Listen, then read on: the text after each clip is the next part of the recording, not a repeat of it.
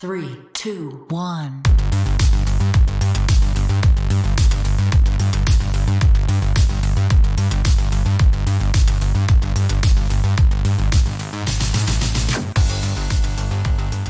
Hello and welcome to the Air Force Gaming Minor League Summer 2022 season Apex Legends Grand Finals. My name is Albert Halloran Haley III. It's my pleasure to be casting with, for the very first time, with none other, the one, the only, Magic Moonshot. Magic, how you doing today?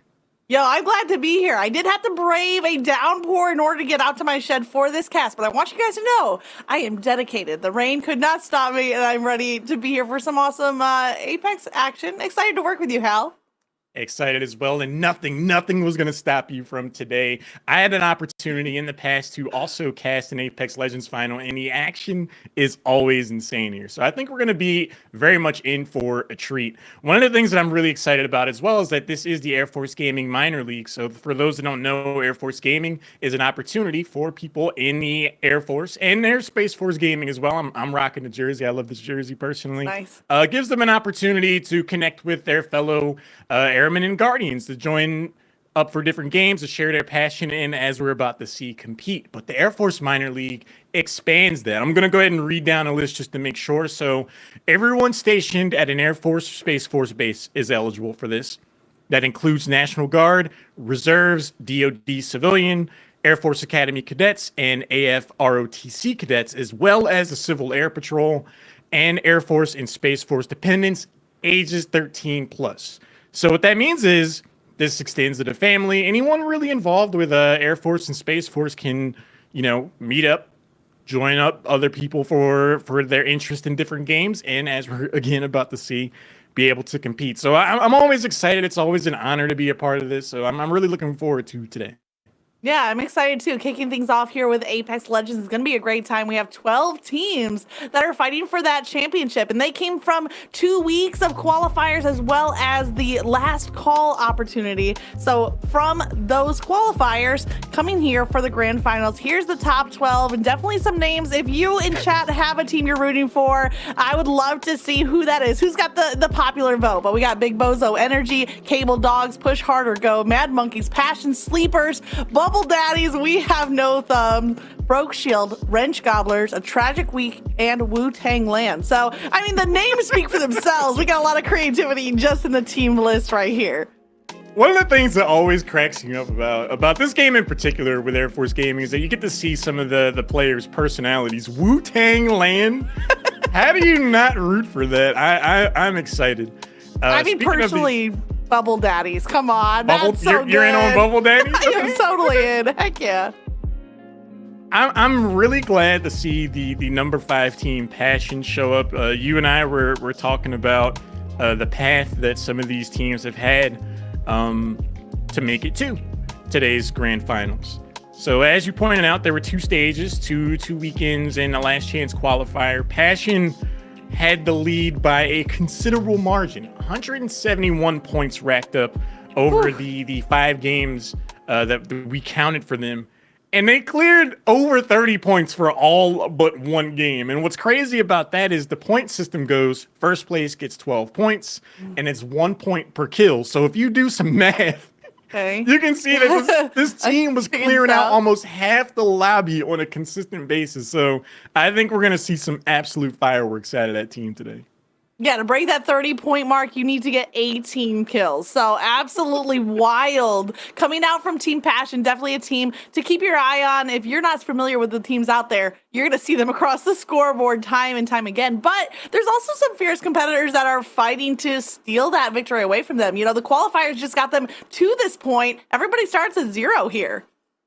Yeah, I'm really interested to see how these teams approach. You and I were talking. There's some teams and players that are really gunning for Passion in particular. So I'm curious to see if they're going to have a target on their back the moment they jump out of the dropship. But the format for today goes, again, 12 points for first, and then there's a point breakdown from there, 1 point for each kill. The first team that makes it to 50 points then achieve match point status, to where if they win the next game, then they win the entire tournament. So there is a lot of opportunity for these teams to catch up, to kind of spoil opportunities. You're not able to just kind of skate away easily with this. You're going to have to make it 250 points and then win a subsequent game to come away with the championship. So here we are, getting into game number 1.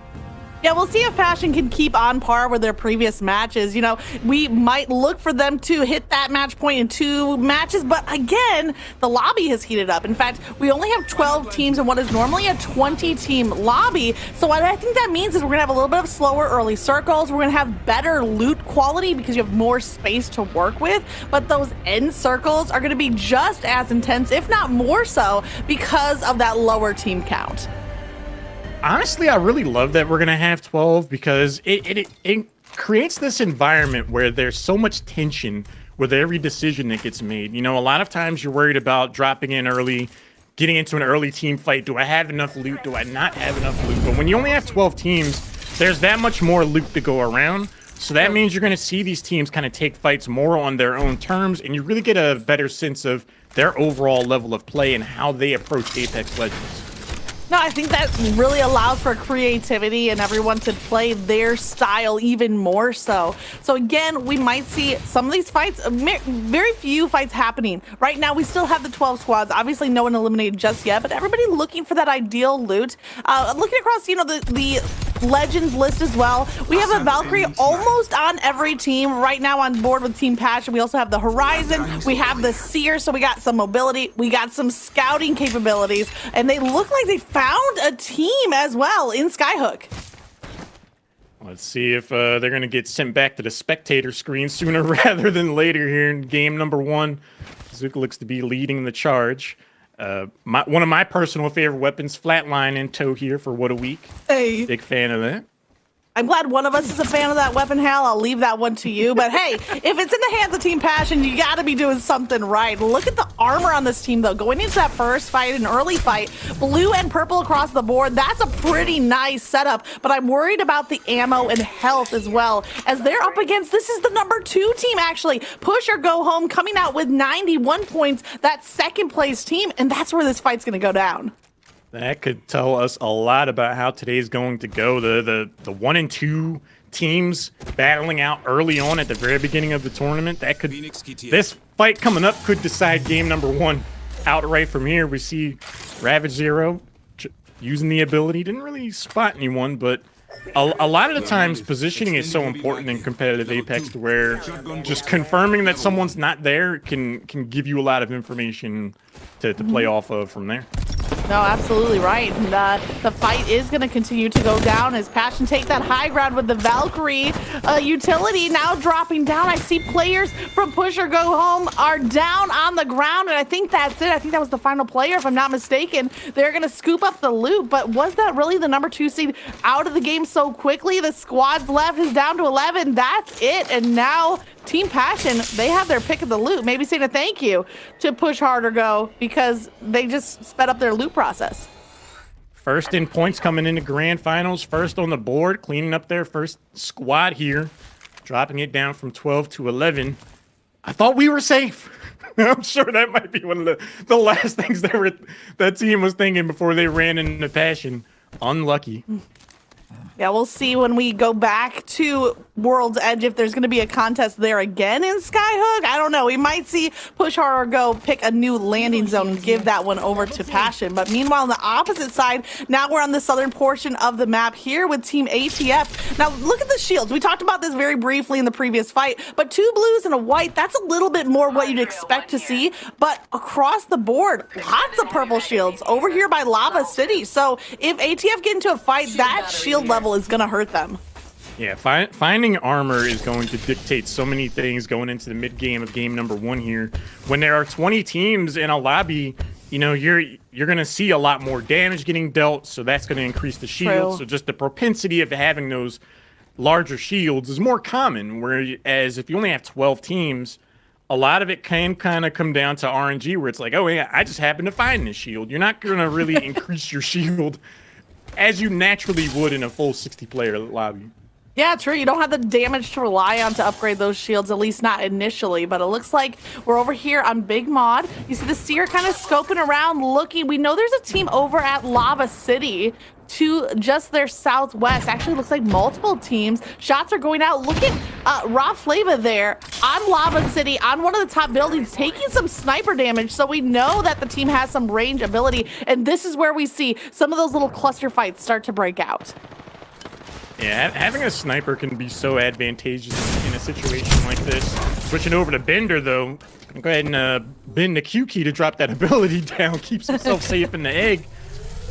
A-Train getting some shields back. ATF looks to be rallying pretty well from that initial engagement. It looks like the decision is just kind of back off. Not trying to get third-partied here. Anytime there's a team fight that goes on for more than 30 seconds, you got to watch out in a scenario like this. Yeah, interesting team composition here as all three players kind of double back to try to pop those heals. But we have an Ashe, a Horizon, and a Gibraltar, like a completely different Legend composition, which I'm really enjoying seeing that variety. There's the scan, but one thing that ATF is lacking, they don't have that scout character. They don't have a seer, they don't have a bloodhound, anyone that can give a scan. So they're really pushing for more aggressive fights with the use of Ashe and Gibby, but their position's being found out. Yeah, it's interesting to take Ashe into a scenario where you don't have 20 full squads, because that means that many fewer death boxes and that fewer opportunities to track where remaining teams possibly are. But I'm confident that is just a well-practiced composition for that trio. So even if they don't have that direct scouting capability, they've been running that team for so long. I'd rather see them go for their A squad. Yeah, we're seeing a lot of similar characters, Seers and Valkyries, some Horizons, but now on board with Wrench Gobblers.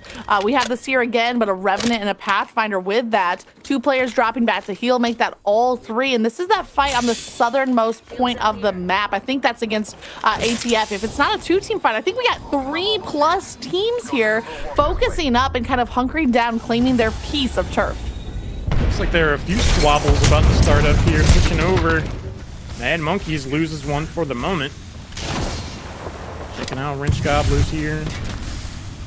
Does not have the high ground here. See some fire raining down. Oh, those throwables, man. Those throwables doing so much damage and keeping pinned. And it looks like the collapse is going to come through. Wrench Gobblers not having enough time to pop the res, but the laser from your favorite flatline coming through. Absolute railgun there. I know they weren't expecting that. They're like, hey, we got the down, let's jump in. Oh wait, where's my health bar?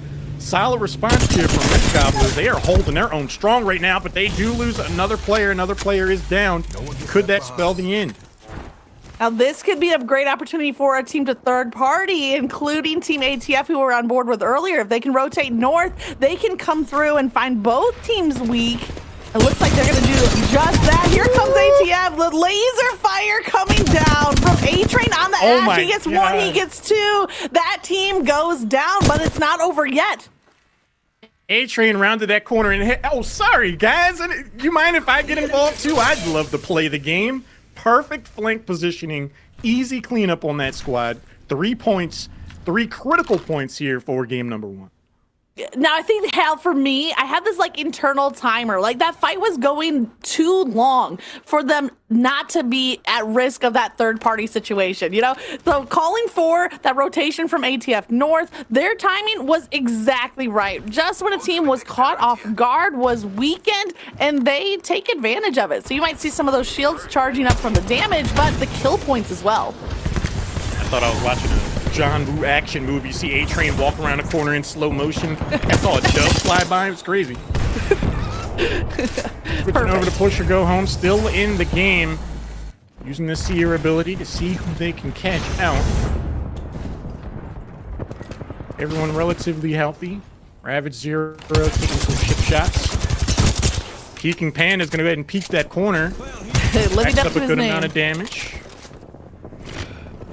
They're trying to confirm this kill here so that they can push into a 3v2 potentially. So just denying any sort of revive potential, maybe even guarding that box so that they can't get the tag as well. They certainly have great position. You see that green circle using the Seer, the Valkyrie to scan one of the beacons. They have great information to know they don't need to rotate. They have awesome positioning on this map. The Wrench Gobblers are on the absolute ropes. 4 rounds in the 301, 1 beacon in hand, and another person getting revived. If anyone comes around that corner looking to have a conversation, they may not be in the greatest spot.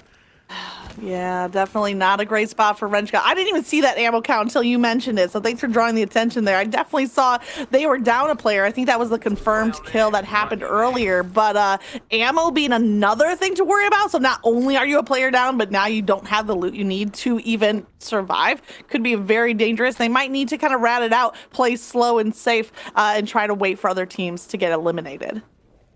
4 bullets and some fisticuffs is not where you want to be when there's 6 squads left. Hopefully they're going to be able to get their teammate back and rally things here.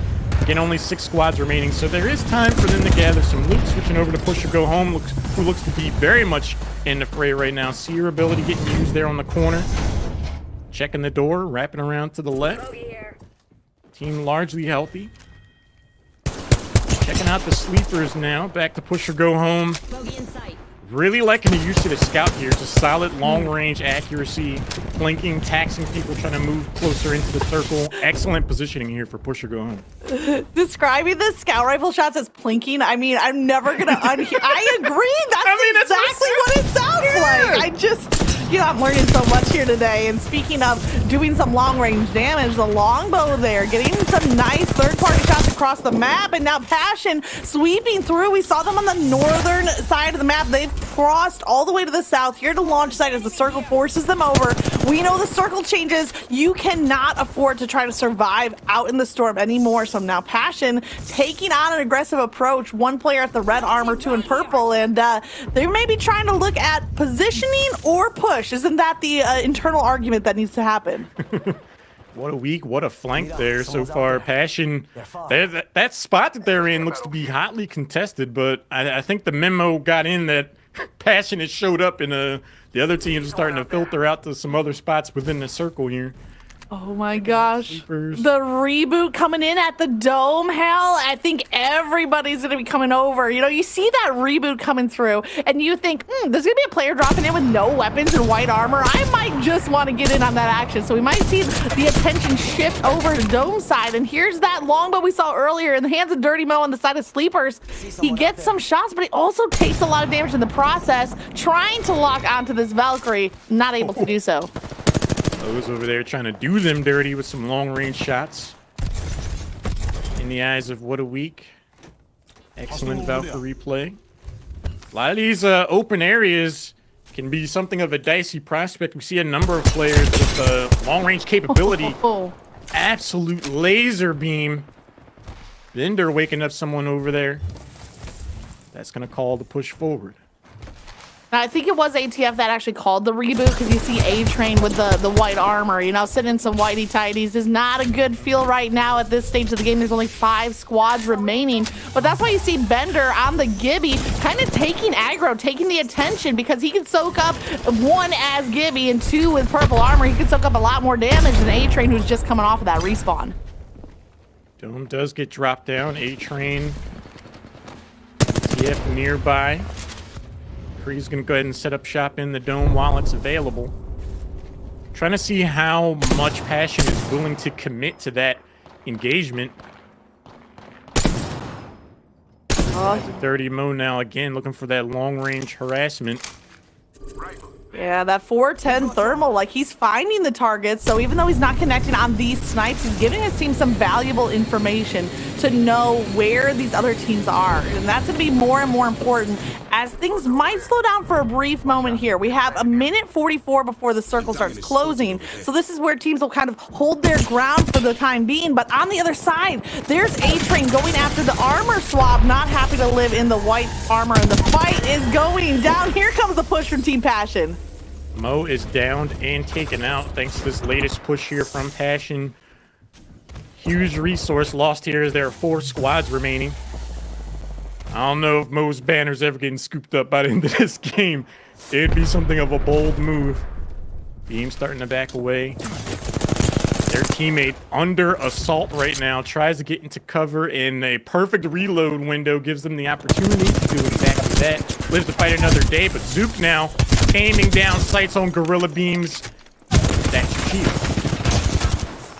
Here's the fight, and even though Passion has a little bit of the low ground, they're not afraid to take on this battle. Look at the kill leader right here. That boy Zook, I think, was 9 kills, if I'm not mistaken, and kills on the other teammates as well. So definitely doing something impressive with this team as a whole. 12 kills at least, because you see the 3 assists as well. They're trying to add to that now, and they have this team on the run. They just stole this high ground position by chasing down the team and forcing them away. Their reputation precedes them. When they start pushing at any location on the map, the other teams are like, that's you can have that.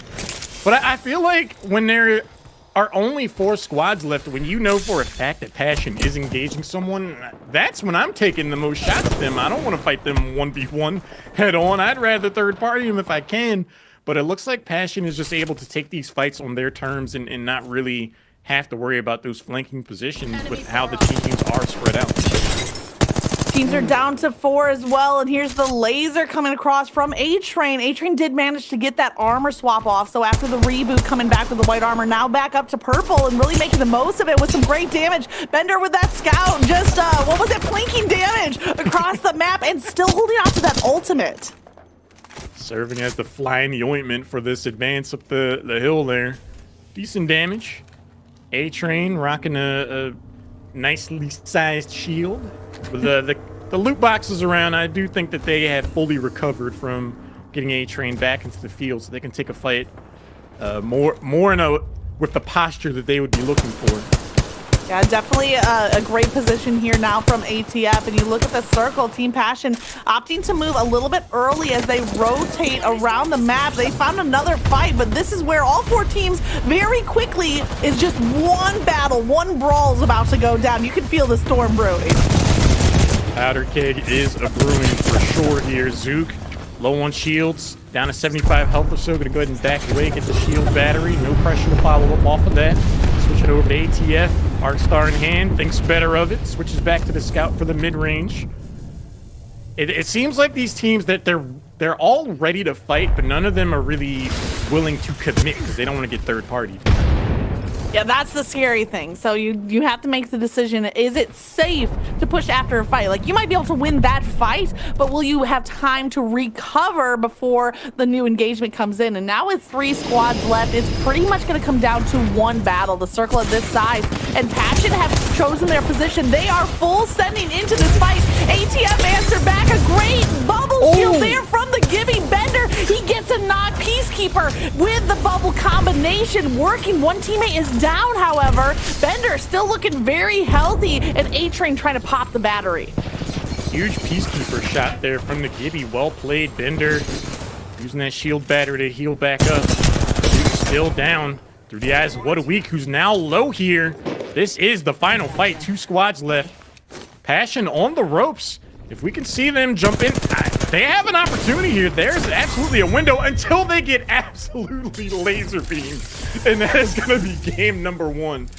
Good try, but at the end of the Passion, looking crazy already in game number 1, Magic. I mean, that third party, I really thought that ATF had the win there on that fight. They had 1 down. They had the first down on the side of Passion, but the third party came through, and unfortunately, ATF found themselves in the middle of both of those final teams, and Passion took advantage. They were barely alive. Did you see their health bars at the end? They had like maybe 20, 25 health on 2 players, so less than a total 100 HP, but it was enough to fight that last solo player and get the win. One lone bubble daddy held on to get the rank points because, again, this is a point-based system. You get 1 kill for each point. First place gets 12. I think it breaks down from 9 and then on for second place. So if you are in one of those instances where, 2 of your teammates have been eliminated, it's not feasible for you to go get their banners and try to bring them back that late in the game. Why not just try to hang back and go for placement? If you can end up in third or even second place, that's a few more points for your team that you're racking up. Yeah. So within the context of what this tournament is, I do think we're going to see a lot of teams playing more for placement than for kills. I mean, it's going to be a balance between the two, especially with Passion. We know that they came out, they were kill leader from the very beginning of the game, that first fight that went down in Skyhook. And then from there on, I saw them holding on to that kill lead the whole through. So, I mean, I agree with you in the sense that placement is important, but the kill count is already being set by Team Passion. So there might be some second, third, fourth place teams that play a little bit more aggressive to try to get those early points. Yeah, so much of the action over the course of game number 1 took place in this exact location. Yes. Seeing here, that flank from A-Train was absolutely disgusting and really one of the highlight moments of game number 1. Glad we're able to capture that in a replay. But just a lot of the build up to these huge moments was so interesting to me as they all kind of fought over this one area. Yeah, absolutely. This area right here on the side of launch site was really the focal point for the majority of the action. And it was a really cool storyline because it came down to Passion and ATF. And those were the two teams that we were kind of watching throughout their journey. ATF had that southernmost point initial drop, and then Team Passion had the northern side. And then they kind of met in the middle, but both teams really cleaning up a lot of kills. In the end, though, I think it was Bubble Daddies coming out with second place because of that third party. You mentioned it. You know, you have one player left. You wait for that fight and the opportune moment. So really credit them for taking advantage of a weakened position. Yeah, because we briefly switched over to that remaining member of Bubble Daddy, and they were just kind of hanging out under the bridge, and they're like, it's been 36 hours. I still blended in. They haven't spotted me yet. And it was really interesting because Passion, in terms of their health, were actually pretty low when that last engagement happened. So you got to imagine if there was a lucky grenade toss or an arc star or something like that, that's an instant down or someone. So the 1v3 concept was somewhat on the table, but just once those crosshairs found whoever jumped in that window, it was like, I'm full health, guys. I can tell. Oh, wait, I'm dead. I want to see how many kills Bubble Daddy actually were credited for, like how many they cleaned up in that last fight, because it really did look like ATF were going to come out with that win, with Team Passion being much lower on health. They had one player knocked, but the third party, man, you can't forget, even one player can really ruin that day, almost acting as a fourth player on the side of Passion in that instance. I'm not accusing anybody of teaming, but in that case, there was that last unaccounted for player that was really the undoing of ATF. Yeah, always considering what happens after the fight you're engaging is so important, not only in battle royales in general, but Apex in particular, especially in a format where there are only 12 players. It kind of feels like The Walking Dead, where like you don't want to fire that first shot because you'll just draw all the other zombies over. True. And it's like, if we don't finish this fight in like 30 seconds, we are bringing the actual world. And that's kind of what happened, where the second half of that game felt more like King of the Hill than Battle Royale to me, where just so many teams were fighting over control of that one spot for that high ground advantage. I mean, that's just such a great way to put it. It really was like a King of the Hill. They don't get points actually for locking down that position, but the advantage is leading to those points. We are going to be moving to Storm Point, however, for game number 2. So some of these positioning map rotations obviously are going to get shaken up. I'm also interested to see if there's a difference in legend composition from going from a map like World's Edge now to the newest, largest map over here on the side of Storm Point. We saw a lot of Valkyries. I expect to see that again. But are there any legend swaps that you're looking for, Hal? The main one I'm looking forward to potentially seeing is Newcastle. Just sustaining in fights is going to be of utmost importance. You know, having that Valkyrie to just have that eject button is obviously a strong tool, or just in terms of general repositioning overall. But if we are going to have these drawn out fights where it's like 3-4 teams get involved in more of a staggered manner, having that ability to sustain in a fight is going to be absolutely critical. But here we are, the points that were racked up over the course of game number 1 in Passion, keeping their 30-point streak well and alive. Crazy stuff out of that team. Okay, one thing really surprising me, not Passion being in first place, but Bubble Daddies actually didn't come out with any kills in that final fight. So I would like to go back and relive just the last like 30 seconds of that game, because I'm assuming Bubble Daddy's final player did some damage to weaken ATF, but weren't credited with any of the kills. Passion must have came through and cleaned up the last of those, but still a respectable 9 points for that survival. But man, Passion already doubling up the score of any other team on the map. Got to do more than blow bubbles if you want to try to take down a team like Passion. But I mean, still, Bubble Daddy's position right now as third place is the shining example of how strong the placement is going to be here. Yeah. You're going up against teams that can rack up 20 kills, not 9 kills in a single game. You're definitely going to want to try to get as many points as you possibly can in terms of placement. Based off of what we saw going into today, I think the results aren't necessarily a surprise. Passion is a beast of a team. ATF not too far behind them by any means. Again, I'm looking forward to seeing what adaptations, if any, we're going to see out of game number 2. Changing the map is obviously going to change a lot of those dynamics in terms of when and how these teams engage. Is there anything in particular that you're looking forward to in game number 2? I like the idea that Newcastle in that last game we did see at least one. I think there was a handful of Newcastles. We saw a couple. One thing that really surprised me was a Newcastle versus a Revenant moment. The Revenant tossed out their ability to cancel, but Newcastle's revive is not technically an ability. It would stop his mobile shield or maybe his ultimate, but it didn't cancel that revive. So it was kind of a very unique situation where the Revenant was not a great counter for Newcastle. So I think we'll see some more of those Newcastles here in game number 2, as well as the Valkyries. I think we'll probably see fewer Horizons, if I'm being honest. I feel like Horizon does better with that more vertical style play of like the cities that we see on World's Edge, and not as applicable to a map like Stormpoint. So I think that would be probably the legend change I'm most looking for. That's a really good observation, and something I'm going to be looking out for over the course of the rest of the tournament. Just really excited to see some of that counterplay dynamic between the teams. Do we see any changes in overall composition? Looks like Seer is going to definitely have a good amount of representation, seeing some Newcastle as well. I don't think we're seeing too many changes, but is that Kree switching over to Loba? I think that's the biggest standout change that I'm seeing. Okay. All right. I'm not trying to brag, but I was so close to saying Loba just because, two reasons. One, larger map, loot is much more spread out here, but also because of the 12 teams, we talked about there's fewer fights happening, which means that you have more time to loot, but Loba cuts that loot time like in half. You not only find the loot that you're looking for out of her ultimate, but you also see what loot is in the area and if it's worth sticking around. So I like that change.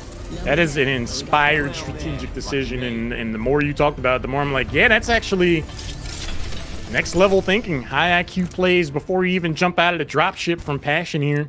Checking out Ant on ATF. Initially, R99 car gonna have the close range more than unlock at the very least if they run into a scrap. Level 3.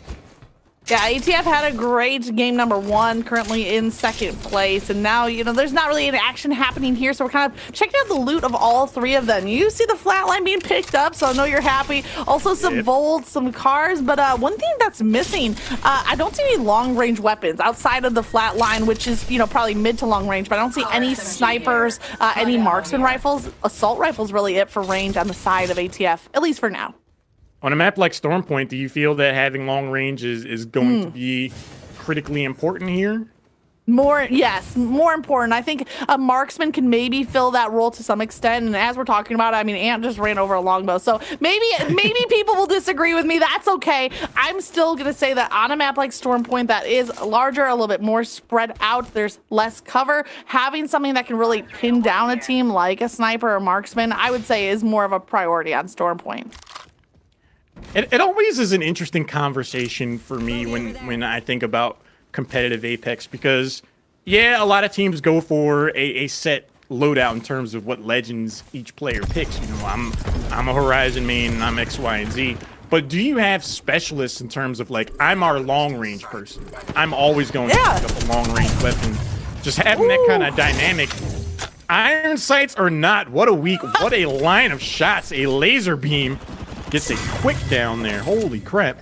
Yeah, he picks up a second light weapon. My one worry for him is the ammo situation. Now, light ammo is pretty plentiful, so hopefully he can fill it up. But I tell you what, when you have a Spitfire, now that it's changed over to the light ammo, you can run out of ammo quickly. And one thing I didn't even talk about, the Loba ult. You can get an unlimited supply of that ammo in the area. It doesn't count as your pickup from the ultimate. So anytime you're low on ammo, the Loba ult is going to solve that problem. And you see that right here as all 3 players reloading those weapons and getting stocked up. If there's any team on this map right now that has to worry about making sure they have enough ammo for clicking the left mouse button, I think it is going to be Passion. So Great pickup there from Lova just to make sure that they're well stocked up because they've been sending more bullets than receiving for sure over the course of game number 1 and into game 2. Yeah, speaking of receiving bullets, however, they are going to also stock up on those shield batteries. So you see them prioritizing that on the crafter. They know they can find attachments. They know that they can find the ammo through the use of Loba, but the shield batteries on that replicator are going to be so crucial as they stock up. And I'm interested to see also if Flycrease uses one of those replicators to upgrade the armor, another opportunity there. And it looks like, no, they're going to be happy to take the ammo, take the shields, and then rotate on out, obviously on the hunt for the next kill. I mean, the way they've been playing, I'm sure Kreese is like, no, I'll just pick up someone else's armor. It's fine. Or I'm going to be doing more than enough damage. I can keep my own. With how they've been playing, I think those are both viable options. Checking out Big Bozo energy here. Trying to rotate. Looks like they're going to be well within the next circle. So a lot of this is just going to come down to their preference and strategy. Where do they want to try to set up? Where do they want to try to make their play going into the mid-game? Decent amount of loot switching over to push or go home. Just trying to clear that area out to get the loot and the rewards therein. A lot of these teams right now just look to be setting up and getting ready for their first big engagement. Yeah, they're gearing up for sure. And now you see DeGray on the side of Wrench Gobblers kind of checking out, looking for where these opponents are, using that sear thermal sensor or heat detector to kind of find out and pin them down. Gobbler's not in a great position, but not bad. They got a couple of blue armors, so they got some good ammo counts across the weapons, but they also have great map positioning. This building's pretty huge, and it is on the high ground, so if anyone tries to zip line up to them, they'll be able to hear them and be ready for that fight. Meanwhile, on the other side of the map, Team ATF, who came out in second place overall, third place in the last match, looking to be primed and ready. They might even use that Valk ult to scan and find their next fight. I think if you're in a position where, you know, you ended up in a position that you had, but the kills didn't rack up, I would feel pretty inspired to say, like, all right, let's be a bit more aggressive here. Let's make sure we're getting well into these kill count opportunities. Let's take these fights early on. We're really good. We can take fights. And with the map being this large and you have 12 squads, I think at this stage of the game, you can kind of hedge your bets and saying, like, if we do take a fight, we're not going to get third-partied right now. Sure. So if there was an opportunity to really get those early kills, I'd be looking for it right now. Yeah, I'm a fan of Team ATF, just from what we saw in game number 1. They were kind of the underdog story after A-Train got killed and confirmed. They got the reboot, were able to find some loot, and then come back for that final battle. You know, really showing their tenacity and not willing to give up. And they're not looking to give up this grand finals without a fight either. They did have a little legend swap there. We noticed Bender on the Gibraltar in game number 1. Now he's over on Valkyrie. So Valkyrie, Seer, and Ash, I believe, is the combination on that team. So we are seeing some of these changes in the legend composition coming out. And here's the next fight. Evo eats a boatload of damage right out of the gate, on the verge of being down. Some shots here from Extreme Force. Cracks the armor, has their own crack as well, has to back away. Good amount of shots there as the shield battery was coming out. Intense accuracy. Peking Panda, man, they are just on point right now. Yeah, peeking and lasering. Maybe lasering Panda. Maybe a demolition expert Panda. I don't know. There's so many opportunities, but definitely dealing out a whole ton of damage. The use of that Seer ult also well placed, but ATF here coming in with a third party. But I think they might be too late. It looked like a really good recovery coming out from Peking Panda and the rest of the team. So ATF not finding an easy cleanup. I think that's some of the faults of the flatline there. A-Train definitely had the drop on their target, but they just weren't able to get enough shots in to get the down, which would have really changed the dynamic of this team fight. So basically now A-Train's just kind of giving away their position, and now both teams are kind of buckled down. This is starting to approach that 30-second mark where you do have to start worrying about third-partying. So I'm wondering if those teams are really going to try to lock in here and try to get these kills, or if they're going to try to just get into the next circle, which is going to be a problem here in about minutes. Worrying about third parties, worrying about the storm, especially with the season 14 changes. You cannot just live and exist out in the storm anymore. So these two teams might actually kind of give a almost like a handshake and agree to let this fight live another day and try to get back to the circle. But it doesn't look like that's going to happen anytime soon. Now Team Passion is getting in on the action. They're coming through, getting some great shots off with that 301. The only handshakes Passion's looking to give is after they say GG. They see you are the champion on the screen. They are out for blood right now, Zook. Good shots over the ledge here. Oh my Crack gosh. the shield, gets the down. Ravage Zero in need of some assistance. Quick shield swap. Huge flank there. Zeke does a boatload of damage. Is able to get away. Positive end on that exchange, I'm sure. Gets another shield. Just the quick swap ability is so huge outside of the gunplay here. Yeah, absolutely huge to start with that first kill, and then from there, they just didn't give the opposing team a second to breathe. They get the takedown. They still have a minute before they have to worry about the circle, so they're going to loot right back up. Huge plays coming out for Team Passion. We're not surprised to see it, but they sure cleaned up those kills quickly.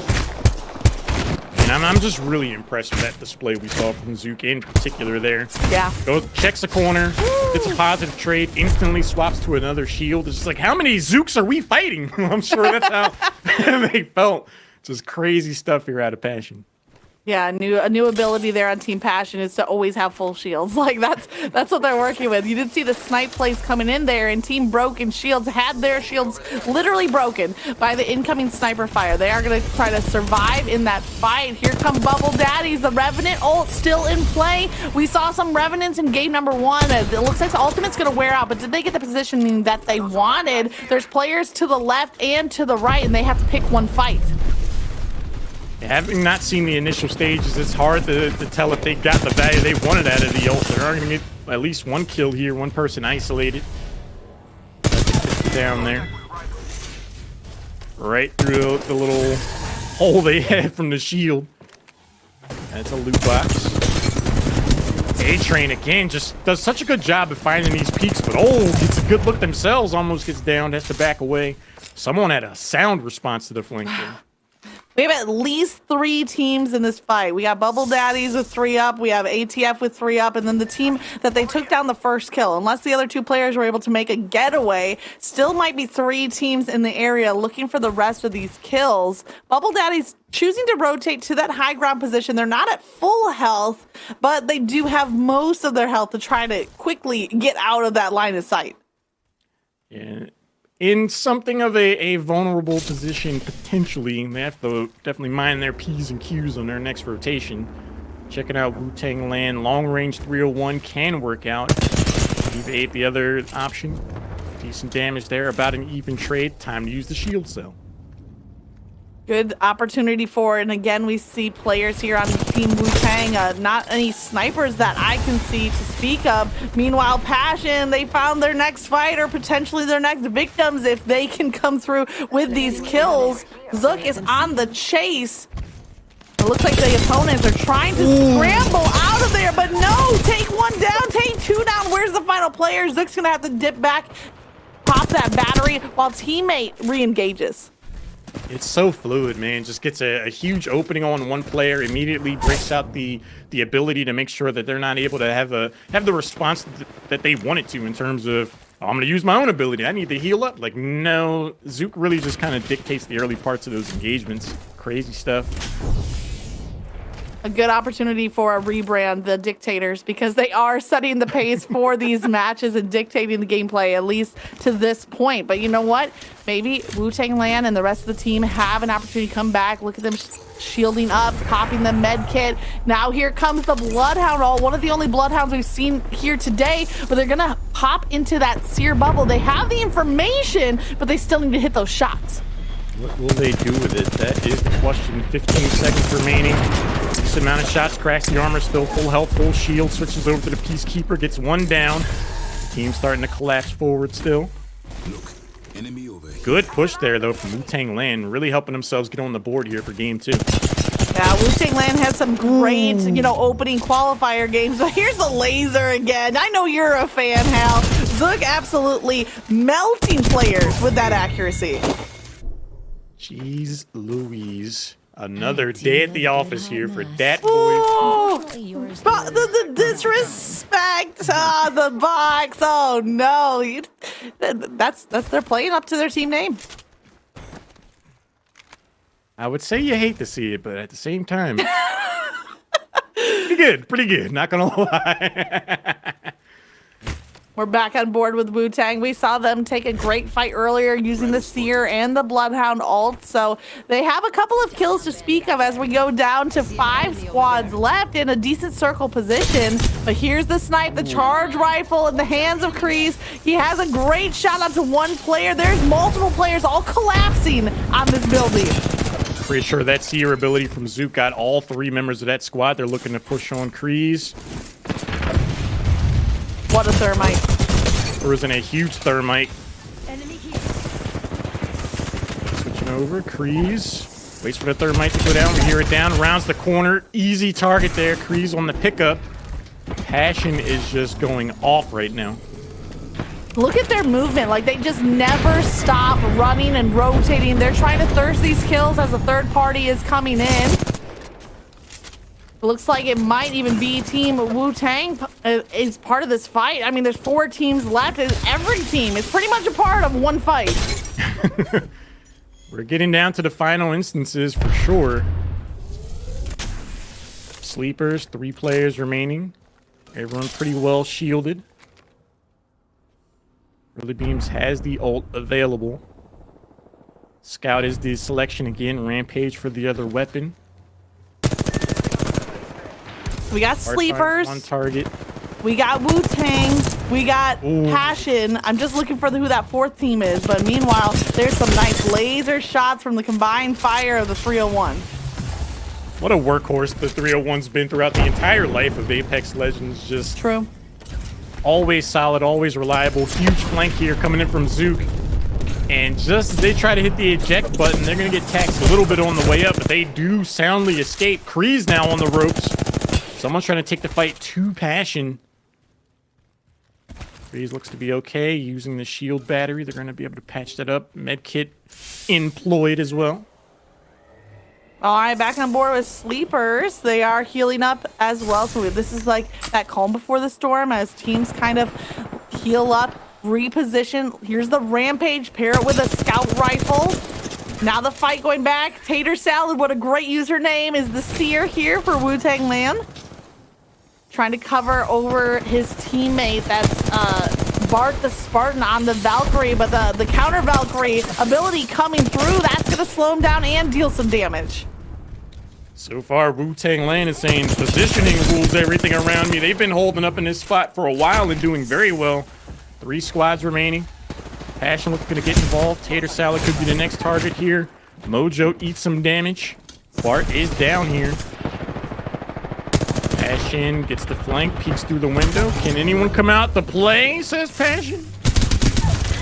Last player on the team alive on the roof. I think that was actually Mo trying to pop that Phoenix. He does get the Phoenix kit off, but it's not enough. And now here you see the Newcastle ult as the final team. That's Sleepers are trying to get into the action, trying to third party before Passion have a team to fully heal up. But I think, honestly, they're here just a few seconds too late. They needed to attack while that final player from Wu-Tang was still alive. No time to hit the snooze button now. They might catch a rude awakening here from Passion. Newcastle. Healthy on health and shields. Early Beam is going to get the opportunity to heal up as well. Passion biding their time for the moment, getting the engagement that they're looking for. High ground is definitely going to be a huge factor here. But Zook on the ropes, it takes another bold peek and actually gets them down. Flycrease comes in on the assist. Almost a huge moment there. One down here for Sleepers, the other 2 looking pretty healthy. Here comes the push from Passion, though, as the Newcastle revive tries to get through. And add insult to injury, trying to do the finisher as well. That's Team Passion taking game number 2. And I think it's safe to say that they have already met that 50-point match point limit. Crazy. We have time for this, says Passion. We can go for the finisher here to close things out for game number 2. Again, the format for this tournament is a team is tasked with getting first 50 points to achieve match point status, after which the next game they win will decide the tournament. And just off of performance alone, you gotta assume that Passion has cleared 50 and then some. I think they're looking at another 30-point game, to be honest. honest. Yeah, I think I'm going to have to agree with you on that one. And so one thing remained consistent was the dominance of Team Passion from game 1 to game 2. But there were a lot of other changes happen. Both teams 2 and 3 were different from what we saw in game 1, where we saw Bubble Daddies, and ATF in that second and third place, and now we see Sleepers and then Wu-Tang Land. So a couple of other teams, maybe it's even looking like a fight for that second place position. So I think first place pretty well secured at this stage, but I'm interested to see what the rest of the leaderboard, how that all shakes out.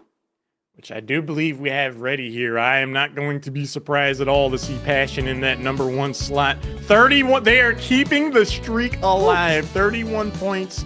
Well past the 50-point mark. So if they come away with the next victory, they will be crowning themselves champions here. Sleepers getting in second place, 13 points overall. Not too bad, 4 kills. Wu-Tang Land picked it up 10 themselves. Really solid performances overall, but you see Passion, and they are just playing a cut above everyone else right now. No, absolutely true. And I do see Bubble Daddies right there in that 4th that you mentioned. So I think they're definitely in contention for second place position. ATF down in 6th, but they did pick up a couple of kills as well. But you're looking at the total kills. Let me think about this. This is showing the top 10. But if you look at the 19 kills from Team Passion, did the other teams combined hit that number?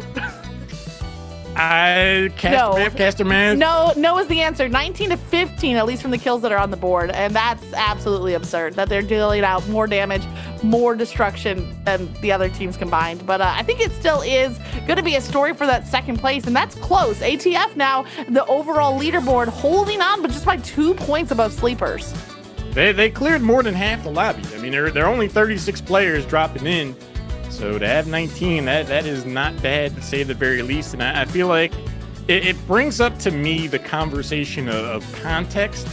Like in Apex Legends, playing casually or in a competitive setting, you're obviously worried about a lot of the fundamentals. Am I in a good position? Are we going to get third-partied? Where are we at in the overall progression of the match? But within the context of this tournament, when you see one team clear literally more than half of the lobby, yeah. Do you target them? If you look at the kill feed and you see, oh, they're getting some kills, and you hear the gunshots, I might want to just run in and try to get them before they're at 100%. But we're going to see how these teams react to the first 2 games. We're going to be going into game number 3 after a short break. Don't go anywhere. Potentially the final match when we get back from the break. We'll be back.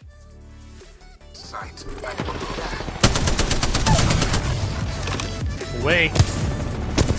Good amount of shots there as the shield battery was coming out. You are the champion on the screen. They are out for blood right now. Zook, good shots over the ledge here. Does a boatload of damage. Is able to get away. Positive end on that exchange, I'm sure. Gets another. Yeah, absolutely huge. Peaks, but gets a good look themselves. Almost gets down. It looks like the opponents are trying to scramble out of there, but no, take one. 15 seconds remaining. Decent amount of shots. Cracks the armor. Still full health, full shield. Waits for the third might to go down. We hear it down. Rounds the corner. On target. We got Wu-Tang. We got... High ground's definitely going to be a huge factor here. But Zook on the ropes. It takes another... Here comes the push from Passion, though, as the Newcastle Revive tries to come through. And add insult to injury. Trying to do the finisher as well. That's Team Passion taking game number 2. I think it's safe to say that they...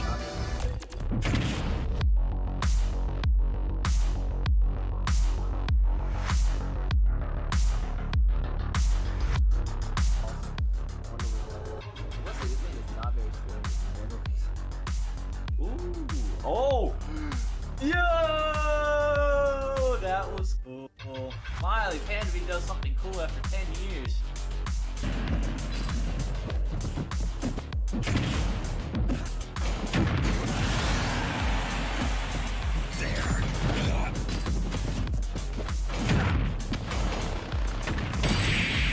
Game!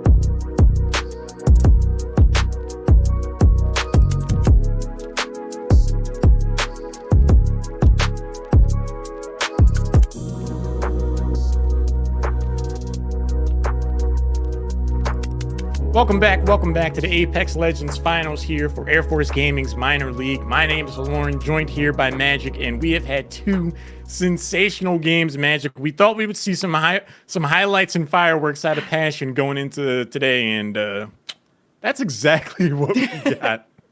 Yeah, they definitely have not disappointed us in leading the charge on kills and back-to-back wins. And now they are the only team at that match point. So clearly breaking the 50-point mark. They're sitting at a total of 63 coming into game 3. Whereas teams right now, it really looks like a fight for second place. It really does. ATF, Sleepers, Bubble Daddies, all pretty in close contention. Passion, obviously the runaway team here, clearing the 50-point mark. Again, the format is a team is tasked with getting 50 points and then winning a subsequent match to crown themselves champions here. In Passion, they seem to have taken that challenge directly as, can we speed run this tournament and close it out in 3? They're halfway there by getting to 50 in 2 games. We're going back to World's Edge here for game number 3, where Magic, we saw a lot of a king of the hill style of progression going into the second half of the game. I'm curious to see if we're going to see something similar. Yeah, I mean, part of that is with all of the Seers and the Valkyries on the map, people normally know, or teams rather, where that next circle is. And with the increase to circle damage, you really see a prioritization of getting to the next circle as quickly as possible and then locking down that zone. So as we head here into the next match, one thing to note, Wu-Tang actually have a caustic. I think that might be the first caustic, at least that I have seen so far today. Teams like Push or Go Home are sticking with that fuse, which kind of sets them apart. So a little bit of variety from team to team, but a lot of similar legend choices. Man, when I see Flycrease picking up Bloodhound for this game, I become immediately concerned for everyone else on the map. They are hunting people down. They're looking to close it out strong here. Everyone else has to be on notice once they realize that Passion as a team has a Bloodhound.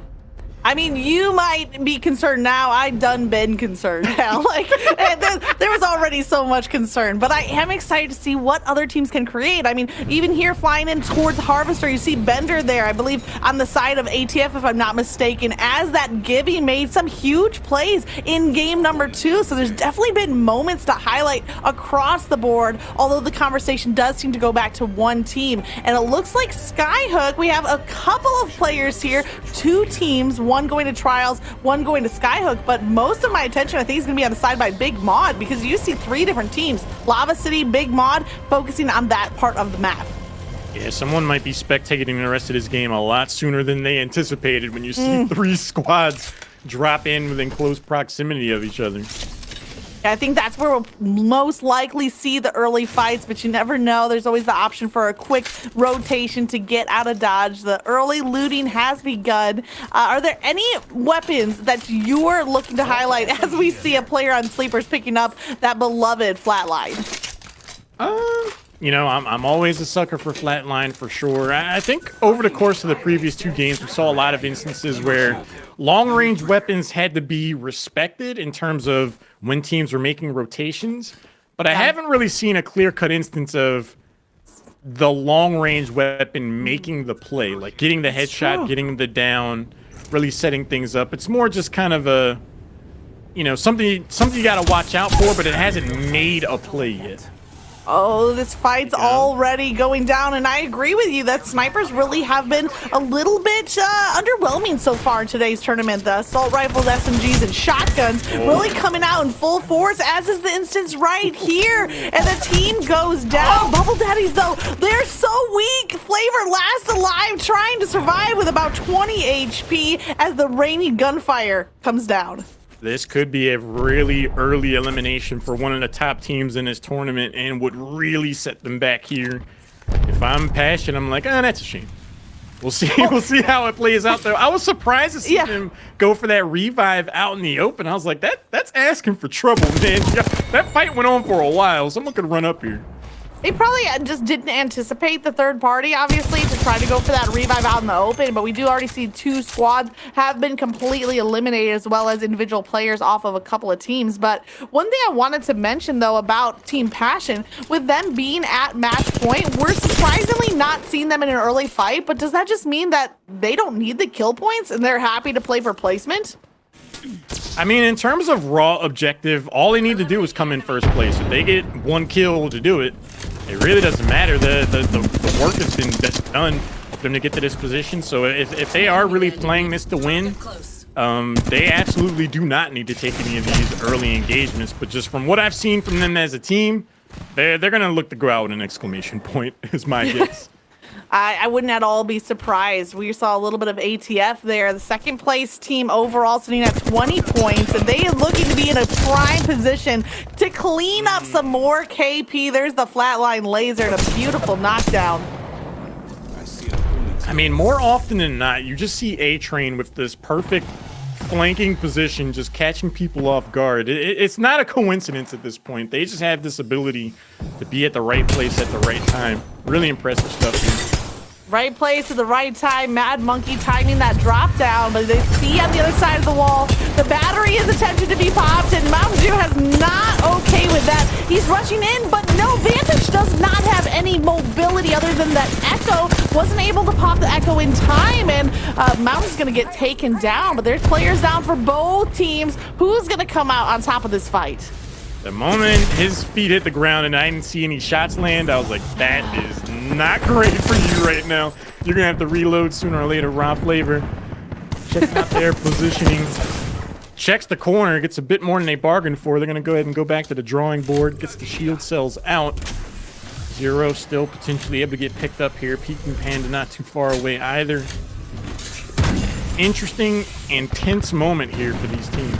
I think favor has to go to Mountain and the rest of the Mad Monkeys team. However, they have 2 gold armor, so they're able to heal just so quickly. They get the re-knock there on Zero, or maybe the revive was canceled. I didn't see if it came through all the way, but Push or Go Home are pretty much fighting a 2v3 at this point. Mad Monkeys, they send the Horizon around the outside of the building. The flank play coming through. They're getting trapped, but Push or Go Home are still dealing out some damage, connecting on these Havoc shots would be so crucial. Push or Go Home is not trying to go home just yet the way that they are playing.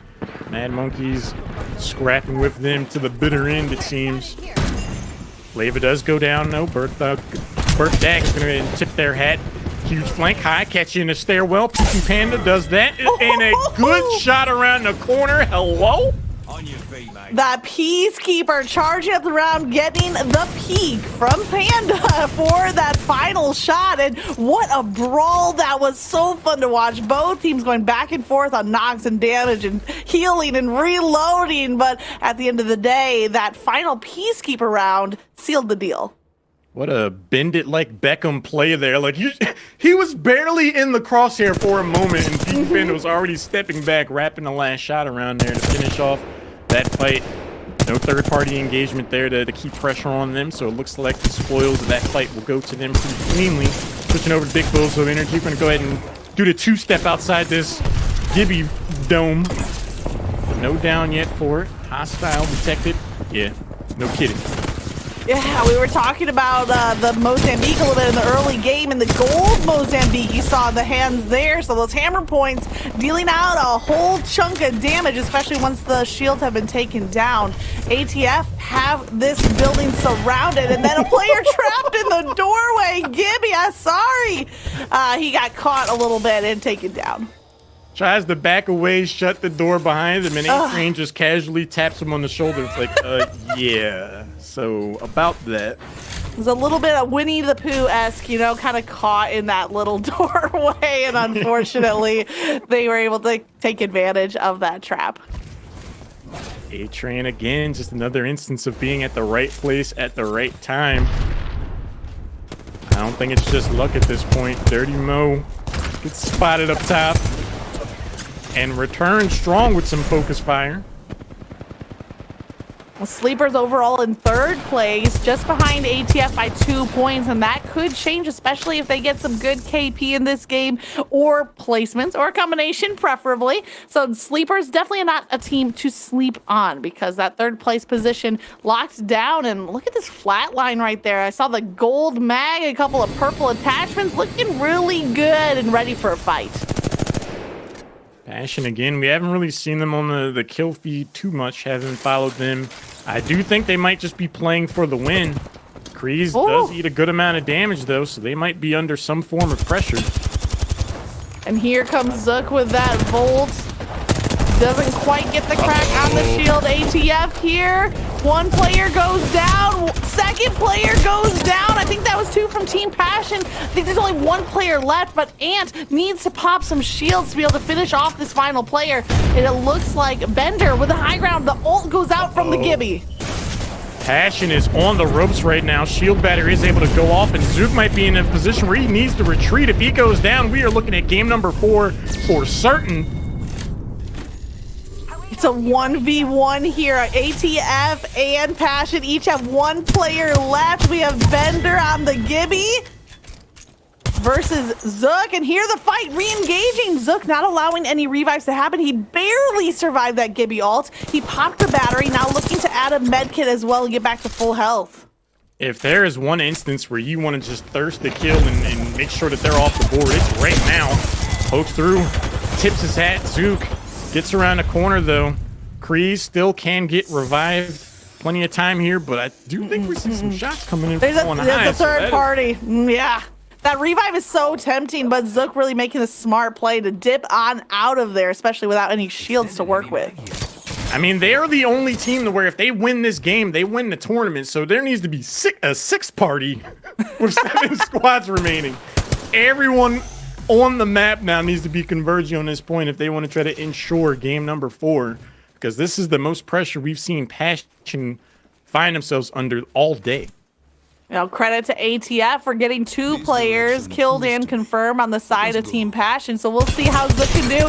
One of the best, if not the best player in the lobby, but left solo is a disadvantage when you come up against full stacks. Interesting challenge for Soar. We see a lot of health bars and shields in close proximity. This could become quite the spicy moment. Push or go home. Looks to be well positioned. checking each corner, making sure that Peeking Panda's not the one that's getting peeked on. That fuse at the ready here on board with Panda, you know, could toss a couple of knuckle clusters in there as well, but for this case, the Volt's gonna go to work. They're kind of just waiting it out, waiting for this Seer ult to drop so that they can push undetected. Smart choice. They don't need to make the play until they're absolutely ready to do so. Through the lens of Sleepers now, Dirty Mo waiting to see who dares climb up into that window. Crosshairs at the ready. Sleepers is doing a good job again, you know, based off what we saw in game number 1. This area in particular became something of a King of the Hill type of scenario, but when you look at the ring, there's going to have to be a different venue by the time everything closes out. Yeah, they're right in the corner here at the edge of Countdown, and the next circle is close, so some time to work with, but only one little chunk of cover as far as buildings are concerned. And now here comes Broken Shield. Their shields are at full. The other team's shields are broken, but a little bit of a hit from that fuse ult is going to deal out some damage. So credit to I think the only fuse here in the game. That Mortar Flame is revealing enemies, dealing out damage, and hopefully buying time for some recharging of the shields. You do not want to be around that truck right now. They are dropping the entire world there, and there are low health bars to show for it. A sliver of health left, takes one final peek before going down. Sleepers and crew still hanging on to this position. Excellent engagement there from that team. Really just timed their abilities well, moved in off of it, covered all the angles on their approach. Just textbook Apex Legends there.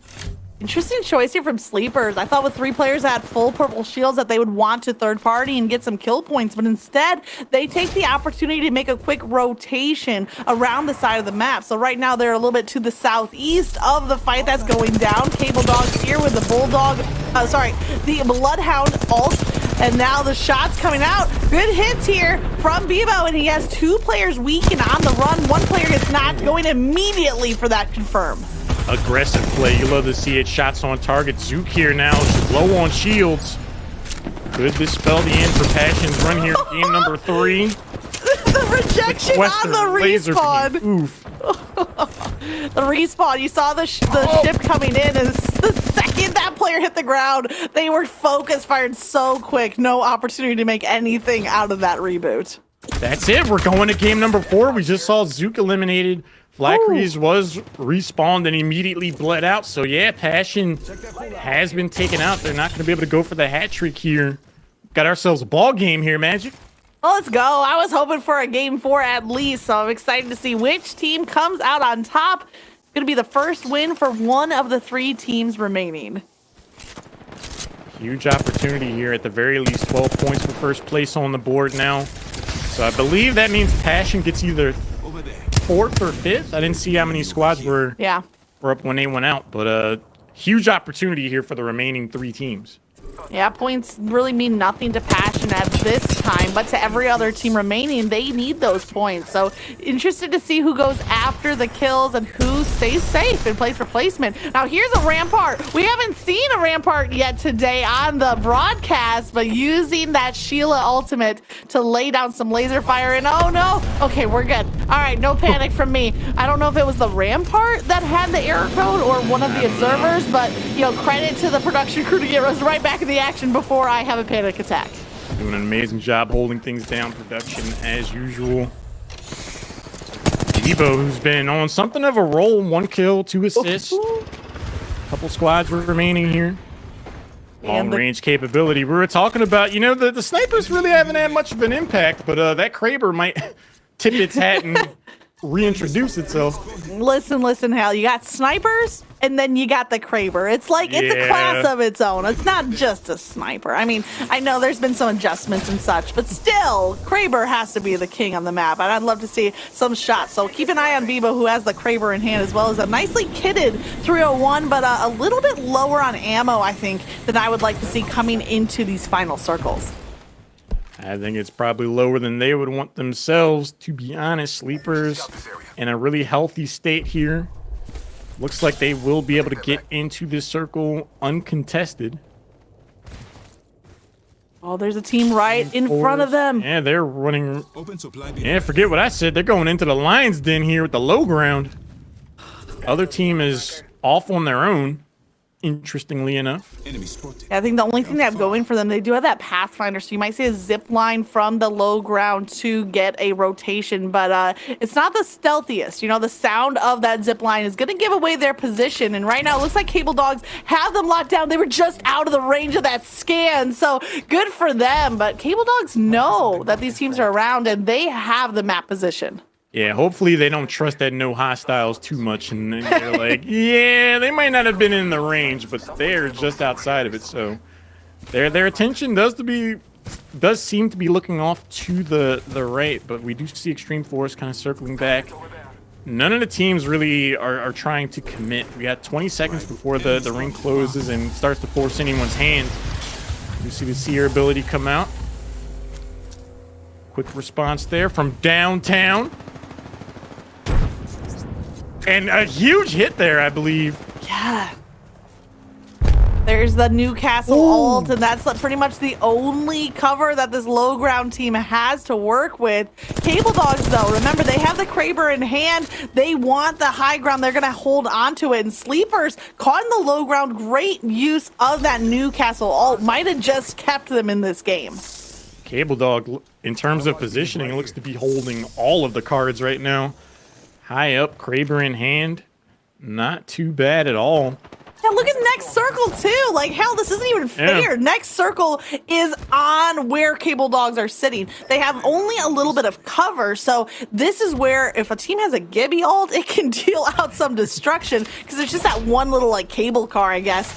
Maybe Cable Dogs and the cable car is all the cover that they have. Good flank here. Dirty Mo trying to start things up before they're forced to go in. Lose their shield almost instantly. Gonna go ahead and drop back for the shield battery. Newcastle here for Sleepers. Trying to get some long range shots in. Good flank comes in. That's going to be a down. Evo on the ropes. That knock is so important. The first knock can just spiral like a domino effect from there on out if a team plays it well. And these teams have been playing well.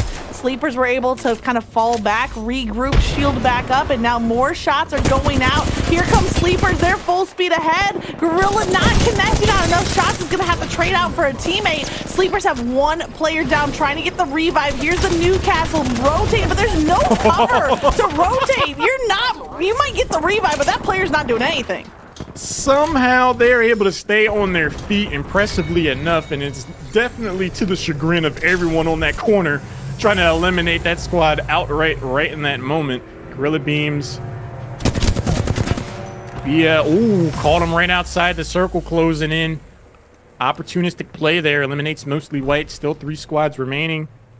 And it's just a seer left here for Cable Dogs. Extreme Force is down, can be revived, but I don't think that's happening. Huge push here coming in. Wall gets dropped, no flank there. What a curious moment there for that seer. Sleepers are down to just one player. It is that Newcastle with the ultimate out, and there's a mobile respawn beacon placed, but I don't think any team's gonna have enough time to pop that off. Instead, this Newcastle's 1 HP and a dream, but the seer from the side of Cable Dogs hunts him down, lands that shot with the wingman. There is opportunity for a revive, but is there enough time before the push comes through? No, there's not gonna be enough time. I think this is a 1v1. It's just full Ascender and Shocker here. Yeah. As the high ground drops down, rounds the corner, shield battery in hand, and there's your champion.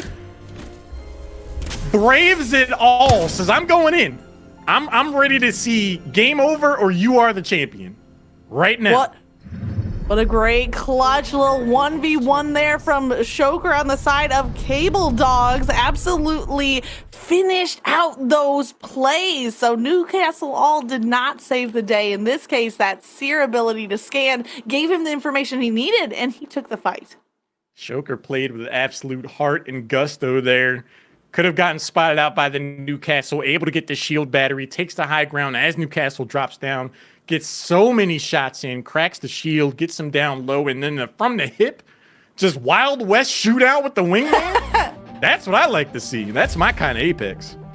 Yeah, this map ain't big enough for the two of us, you know? One of us got to leave town. And speaking of highlights from this game, I know that was a favorite here. Panda on the side of push or go home with that Peacekeeper peek around the corner to finish off what was one of the longest fights we've seen. I still love that moment where we saw the Ash just sneak up on that person as they were trying to back out and close the door. It's like, I would like to leave. No, you're not going anywhere. Now, this moment maybe was the most crucial of the whole game. Even though it was mid-game, this is when Passion lost 2 of their players and left only Zook alive, who ended up being taken out later on in the game. But rejecting Passion from having the full team lineup, maybe that's the only way to take down that dominant squad, is one player at a time and just kind of weakening them a little bit. And it took multiple teams to take them out of the game. To Zook's credit, they were able to bring Kreese back. It's just Yeehaw. They went right out of the frying pan into the fire. I think the moment their feet touched the ground, there were a hailstorm of bullets waiting for them. But here we go. The results for game number 1: 6 kills. First place placement is going to net 18 points for Cable Dogs. Definitely rising through the ranks here in the overall scheme of things. Huge breakout moment for them in game 3. Now, we saw a little bit of We Have No Thumb there. They were the second place team, that last player, but most of the fight happened there at the end game between Cable Dogs with that high ground, the Kraber, and Sleepers, who had the Pathfinder on the low ground, as well as that Newcastle. So We Have No Thumb, you saw the player engaging kind of at the last minute, very reminiscent of game number 1, where most of the battle was Cable Dogs versus Sleepers. If I remember correctly, Cable Dogs were on the lower end of the overall standings, so to see them, you know, come away with the first place. And it's not like they just hit around a corner and waited for some opportunistic moment. No, they absolutely fought to the end there. So they're going to go ahead and push themselves up to 4th place. Ooh. 74 points for Passion there in first. Now, a thing to keep in mind here, 2 conditions to win this tournament. You have to get 50 points first and then win a subsequent game. So the way the points spread out there over the course of game number 3, it keeps a number of teams in the running. It keeps them alive. But the only team to still have that ultimate win condition is going to be Passion. Look at the ties here, though. Looking at, second place tied between Sleepers and ATF, a couple of team names that we've seen through multiple games, and then another tie there in that 4th place position between Cable Dogs and Bubble Daddies. So a lot of tight matches between the 2nd through 5th place teams. There's only a spread of 7 points between those 4 teams. Yeah, it is a hot contest for 2nd place in terms of overall points. And again, I really like this format for a tournament just because, when you do have a team that is a clear favorite like Passion, their chances are they will get to 50 points sooner rather than later. But that's not the entirety of what they need to accomplish. So going into game number 3, any team has to feel like, it's us against the world. But that statement has a bit more context and tenacity when you're in Passion's position where you're the only team that has 50 points. And if you win, the tournament's over. Like, quite literally, everyone is gunning for you.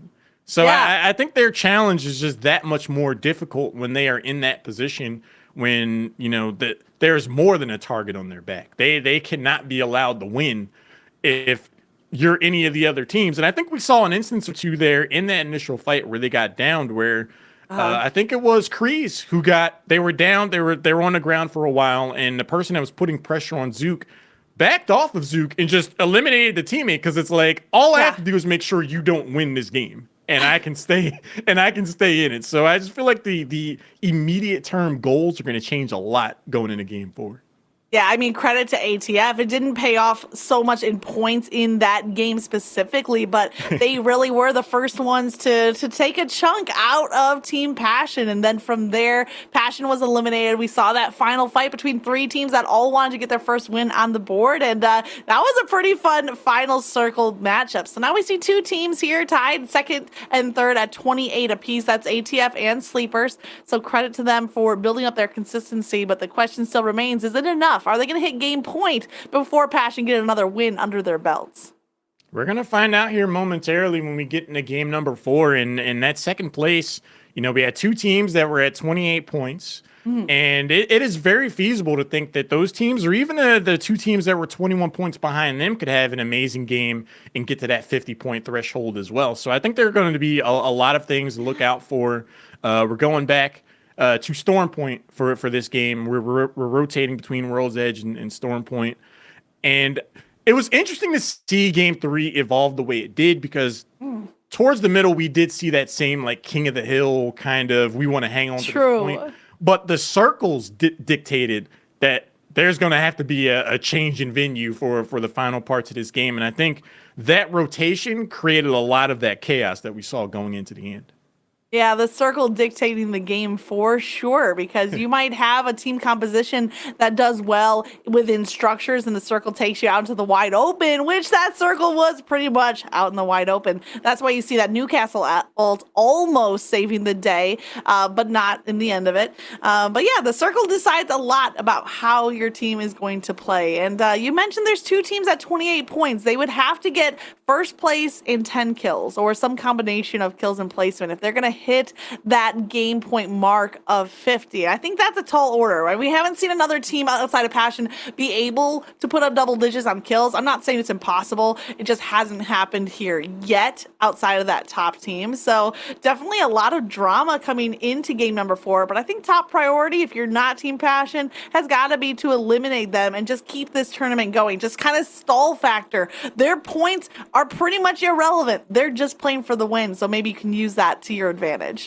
You bring up a really interesting point in that, yeah, we haven't seen like a double-digit kill performance out of the other teams as consistently or as strongly as Passion. And while I do think it is possible for the other teams that are tied for second right now to be able to pull that off, I don't want them to be so over-eager about it that they end up putting themselves out of position and dying. You know what I mean? Like, I don't want them to be like, I have so much momentum. I'm really feeling it. We're back in this, and that kind of overzealousness kind of has them jump the gun a little bit. Yes. And then their momentum kind of gets tempered when they're spectating the rest of the game a bit earlier than they would have wanted. Yeah, I'm curious to see how much they're going to put their foot on the pedal here. Yeah, I apologize. I cut you off. I misunderstood, but I think that your idea of balancing out risk versus reward is exactly right. And it's those split-second decisions that these players have practiced and refined that are going to set them above and give them that advantage. So far in the early drops, we see teams very much split. And I'm going to put you on the spot a little bit, Hal, okay? I'm sorry. I love you just a little bit. But ATF or Sleepers, they're tied neck and neck. Which team would you pick to be above the other on the leaderboard at the end of this game? I feel like ATF has been the more consistent team, especially in the second half of the game. But Sleepers kind of has that X-Factor potential where they'll just step up and laser beam someone out of nowhere, and you're like, okay, you guys are capable of doing that now. But I feel like ATF has been the more consistent threat, and that on this map in particular, I think is going to give them the edge. I like it. We'll wait and see if you are correct. And I agree with you. ATF, one of the most consistent teams we've seen throughout today's tournament. Now, Cable Dogs, don't count them out. They are tied in that 4th place position at 21 points alongside Bubble Daddies. And they've also been a team that didn't have great games 1 and 2. And then all of a sudden they come out with a nice win in game 3. And so they have that momentum in their favor heading into game 4. It's another thing I really do like about this format. A team could start off, not having the greatest start that they're looking for. They're not getting 1st or 3rd place, and they're kind of low on the points. But all it takes is that one breakout game. Really jump a team right back into the thick of things. Ravage 0 absolutely ravages the health bar. Dirty Mo drops down, looks for the finish, throws the smoke. There's the Bangalore play. Yes. Pop the chimney and picks up kill number 1. I almost expected a second smoke and a finisher, but no, a quick confirm is probably the safer play there. Plus, you can always swap armor or recharge your armor after that kill has been secured. They want to get that first point on the board. Huge play there. To be able to get that kill says to me that that team was somewhat isolated. Normally you see, the other two players back up, kind of traded down for a down, that sort of thing. But that person was just on an island by themselves looting, and they paid the price for it for sure. Yeah, checkpoint is a pretty popular drop. So even with 12 teams in today's tournament, we saw 2 teams land there, but one might just be eliminated. It looks like the Seer versus the Bangalore. Ravage Zero trying to hit those shots, has the Seer very weak, but also taking damage. And there they come, the final SMG shots from that Volt for the second takedown. There's only one player left on this opponent's side. They are making a run for it. I always love following these perspectives where like someone gets surprised. You can just see in their aim movement. Ravage Zero kind of looked to the right and saw them. They're like, what are you doing here? Hello? Just like that initial panic moment. Like, who dat? Like, wait, I hear someone. Wait, this guy's right here. Are you kidding me? That Passion already has 2 purples and a gold on the armor side? Like, we've only been in this game like 30 seconds, hell. What is happening? They came in off the dropship ready to play the video game. They're like, let's form Voltron early. We're just gonna have all types of armor, flatline R99, cracking knuckles, Flackries here on the Octane, looking to get the party started. Just, I really like this comp. You got Horizon, Seer, Octane. Just a lot of mobility. Yeah, very, very nice to have those options. We saw several players with Octane as their favorite, but hasn't really been the big impact maker yet. Maybe we'll see the Octane plays really coming out here from Kreese in this game 4. Here comes the collapse. Oh, but no, Zook is down. Ravage Zero gets lit up there. What a week coming in for the save, the assist, and the pickup. Nice recovery there. Could have been a brow-raising moment for Passion, but you got to give it up to that player for getting it down on Zook. Rest of the team's just not in a position for the third party. So it looks like Passion's going to kind of get away with one there.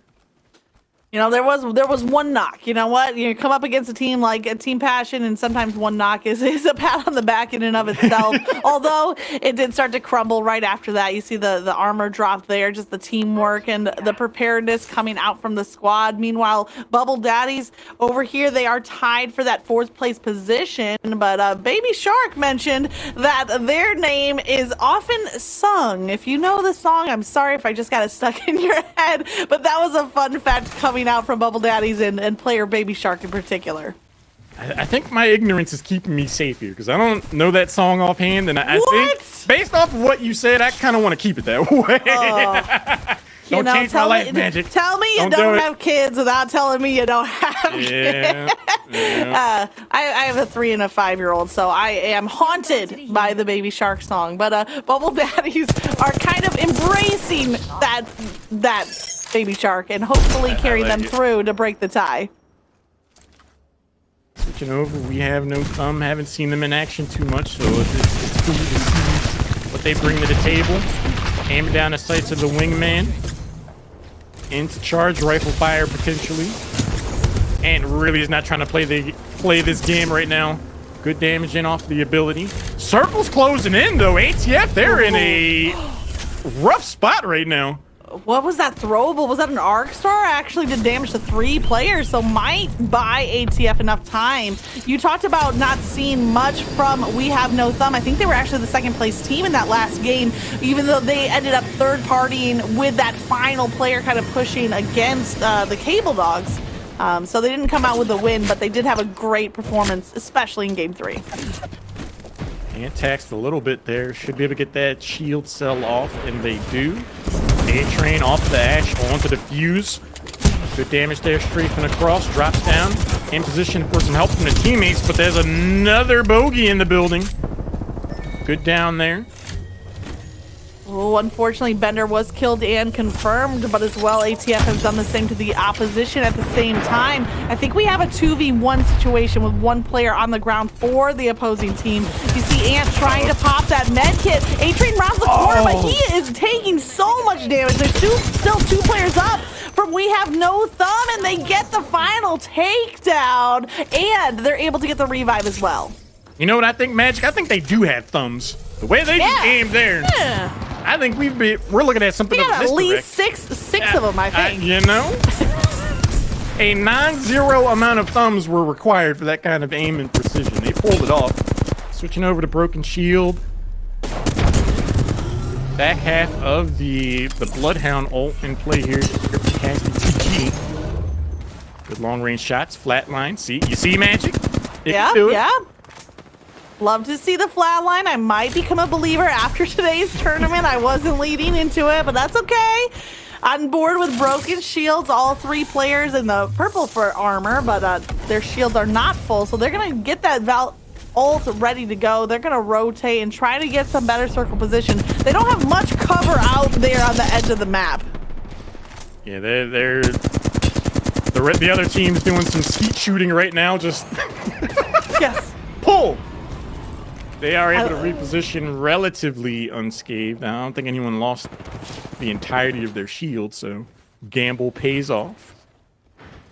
A good little Valkyrie rotation there, and I think Valk is so important for a map like Stormpoint. And unfortunately, Bubble Daddies, they don't have it. They do have the mobility of a Horizon, but they also have the Mad Maggie. So I think first one I've seen there, I saw a little bit earlier on, but I think they're the only team bringing her into the fight.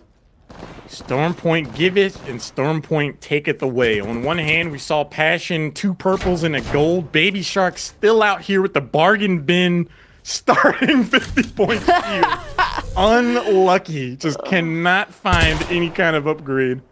Yeah, really hoping they can take down a team and steal the shield off of a dead body at this point of the game. We're down to 9 squads, so 3 quarters remaining. But this circle, once it closes in, it's going to start closing in 20 seconds. This is where things are really going to start heating up. And we'll see if Broken Shields can hold on to this top high ground position. It's great for now, but they're also going to be the center of attention very quickly. And at the edge of the next circle could make this something of an interesting position to hold. Trading a few shots there with Passion.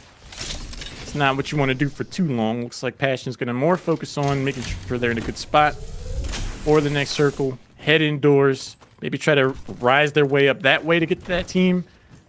Trading shots from the low ground not to play no matter how good you are. Yeah, Zook and What a Week have been very consistent with their legend choices in the Seer and Valkyrie, but Fly Kreese has really alternated. I don't know if he's been the same legend for any 2 games. Definitely some variety. Game number 1 was on the horizon. Now we're in game number 4. We see the Octane in play. But either way, Team Passion is the team to watch out for, because if they take the victory here, they take that championship. And they're finding out where these oppositions are with the use of that Valkyrie. I really like the decision to just use the ult, jump out. Because if they stuck around and tried to fight that team that was up there, it's very easy for them to get third-partied and someone come up behind them. They're just like, it's not really worth it. Let's just go somewhere else and get our kills that way. Well, I mentioned the Octane hasn't really been a huge player yet, but there's the jump pad. Great positioning once they're ready to steal over high ground. Also, Kreese rocking the Wingman, which now takes sniper ammo and the Skull Piercer. So a headshot dealing a deadly amount of damage if he can connect on those shots, but instead it looks like Mad Monkey's player, Mountain Dew, is going to connect on his shots with the 301. Kreese was definitely woken up, lost their shield in the blink of an eye, and suddenly Passion not in the aggressive position we're used to seeing them in. What a Week. Gets around the corner. A little bit of a greeting at the door. Anju really trying to take the fight to Zook here. A little bit of shield left, opens the door. Do they get the knock? They do. Kreese is there for the assist, though. Mountain Dew on the ropes. Team is coming in to help out. And we're seeing 2 teams scrap right now, Magic. And you see them instantly going after the confirm on Zook as well. A lot of respect here for Team Passion, but wanting to take out those players as quickly as possible, not allowing any revives or respawns and trying to shut that down. What a fight going down. And I believe that confirms game 5. Kreese just instantly died there. I think that's it. That's it. Passion Going into a game 5. Catch a break. Huge opportunity here for the remaining teams. Bubble Daddies. Beacon picked up. They could get back to 3 sooner rather than later. Switching over to Mad Monkey seems a little upset. Huge fight from them, though. Oh, will the drop shield block the arc stars coming in? It looks like it did. A nice placement of that wall there from the new castle. Little browser peek for you guys. Mad Monkeys do have the gold shield, so you're gonna see the Seer on the team be able to, re-shield very quickly. You know what? 2 shield cells, and you're back to full on the shield. Meanwhile, Wu-Tang Land, we saw them early in the tournament, but not so much in the last couple of games. Unfortunately, Nerdy Mojo is taken down as the Gibby, so 2 players left standing. Great laser shots though from Tater Salad, but he's weak and has to fall back for that battery. Wu-Tang Land ain't nothing to, Anyway, Tater Salad's gonna go ahead and get their shield back. I gotcha. Mojo getting revived as well. Good recovery here from this team. Well, Tater Salad really needs to pop that med kit, but waiting for the opportune moment. First dealing with the opponent's Seer ult, and now fighting just like threading the needle with those rounds, the smallest little area to be able to line up the shots and buying time now for teammates. Tater Salad does pop that med kit, but now it's Bart the Spartan on the Valkyrie, who is low health, and a quick rotation here from Wu-Tang. Nice recovery. I'd be so annoyed if someone just like shot me through that little sliver right there. But like, could you not? Like, I'm trying to play. I'm trying to heal up. Just solid harassment there. Yeah. Like the crack underneath the door is all they needed to get those shots through. Man, that is insulting. It's my pinky toe you're shooting there, Buster.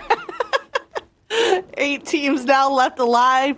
Mad Monkeys, I think that was the team that was getting shot there on the low ground, if I'm not mistaken, and now they have regained the high ground. Focus up. Buster there.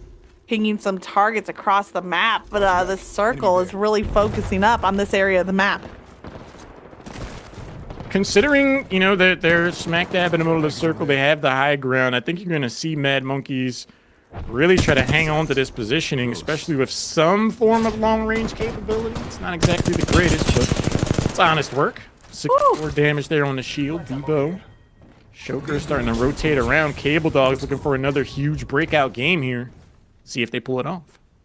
Hanging out here in the carcass of the dinosaur. I mean, it must not smell good, but it does give some good cover, and so that's what the priority is here. We saw a triple take in action for a brief second there, one of the first we've seen in today's tournament. They have a chance now. Bubble Daddies have 1 player down and confirmed. If they're going to try to recover that banner, I think they are not. I think they're going to give up the tag and choose to preserve their lives and prioritize circle positioning instead. So you see the clock ticking down. That card is going to time out. See you later, Poor baby Maggie. Shark. Poor baby Shark just could not find a shield all game.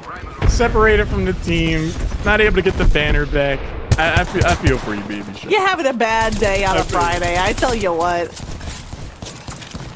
James Blunt had a bed, something like that. Anyway. Mad Monkey still at this high ground positioning, and 1 player goes down. Ooh. The quick Seer ult, but I don't know if it's going to be enough, because at this stage of the game, it's not a team v team, it's team v team v team, etc. All the way up to 7 squads left in the circle. Cable Dog's looking to be in fine form and great positioning. They have the most time, I feel like, to work with, because they're kind of isolated from the rest of these groups. Yeah, they're going to be able to take their next fight when they feel like it, and that's going to be huge in a situation like this. 7 squads remaining. Shoker using the shield battery. Cable Dog's kind of bunkering down. They don't have the best positioning ever if multiple teams target them. They're kind of pinned down, but they're holding strong for the moment. Here comes the team flying in, and we have no thumb are trying to deny that. One of the only Vantage teams we've seen here today. So that could, especially in late game, provide some great opportunities to find the other team players and also be able to target them with the use of that Vantage, if done correctly. Cable Dogs are trying to team fire on this Valkyrie, but the maneuvering was very strong. The jukes are real. Broken ankles off the ability usage there. Like, once I saw that they spotted him up on that little, like, overhang, I'm like, that is a compromised position if I've ever seen one, but the craftiness pays off. They're able to get out of there. Switching over to Broken Shield, stepping outside the ring for the moment. That's gonna hurt. Oh, look how much damage that's taking off. Oh my goodness, it's 20 to 30 points per tick, and I'm sorry, I don't know the exact number, but you can see just the chunks of the health bar, and I think the team is gonna go down. That's left to just 4 remaining. Cable Dogs have all 3 players alive, but not great positioning. So does it come down to numbers or does it come down to map location? I think it might be the latter there. 2 teams definitely playing the role of fish in a barrel. High ground paying off big time here. We have no thumb, drops in. Hello, no shield. That's 1 down. Extreme Force jumps over. Extreme Force back the other way. It's like, oh, so this is what it feels like. When you have the high ground, you pick the fight when you want it, and that's what they did just there. We're down to just the final 2 teams. I swear, Magic, 30 seconds ago, there were 7 squads left, and now there are 2. It turned into an absolute bloodbath over there. Wu-Tang Land on the verge of their first big win here. Look, enemy over Real here. 1 Peacekeeper. Seer, ult at the ready. Let's go here. Ojo's Gibby's going to be able to have a huge part to play there. Ooh, a rampart on the other side could be really useful in this late game circle. A little deployable cover does not hurt to have. One fight happening kind of isolated. You see the triple take snipes kind of coming down, and that ult at the ready. Here it comes from the Gibby. Really forcing this player to make a push out of the range of that ult or find some kind of cover. I don't know how mostly why he stayed alive here, but the team fire is gonna catch him out in the open. Got an answer for you on that one, Magic. They're not going to survive. Yes. Huge shots comes in. Chaotic. Decent amount of shields covering the teammate. Nice slide in there. Foolish Cinder. Not too foolish there. Gets 1 down before getting down themselves. An absolute collapse of both teams. And at the end of it, 1 down for... It just seemed like downs kept getting traded back and forth. I didn't even see who won. We have no thumbs take the win, and that's crazy. They were the 2nd place in the last game, and here in this fight, Wu-Tang actually had the first knock there after the Gibby ult. They took down Rampart, but with the last 2 players there from We Have No Thumb, they were able to come back and take that win. I really thought it was a GG's after the first knock, but an impressive comeback play from this team. Clutch capability, staying power, those are 2 skills that are so vital in those instances for Apex Legends. Is like, we might have 1 down, but let's just keep... We can hit our targets, we can hit our shots, we get some headshots, we can get things back our way. Just kept cool. A lesser team, I would have panicked. So my props to them for being able to hang on. And again, just another rock solid finish there. We have no thumb. I think they have thumbs. I think they have thumbs. Maybe they're playing like like with their toes. I would on the be keyboard impressed. or on the controllers, but We Have No Thumbs or now We Have No Problem taking this dub. It's a little bit long team name, so maybe they should stick with what they have right now, but they come out with not just that first place finish, but 14 kills. And remember, I'd mentioned earlier that we haven't seen a team cross that double digits mark other than Team Passion, and now We Have No Thumb are right back in this game.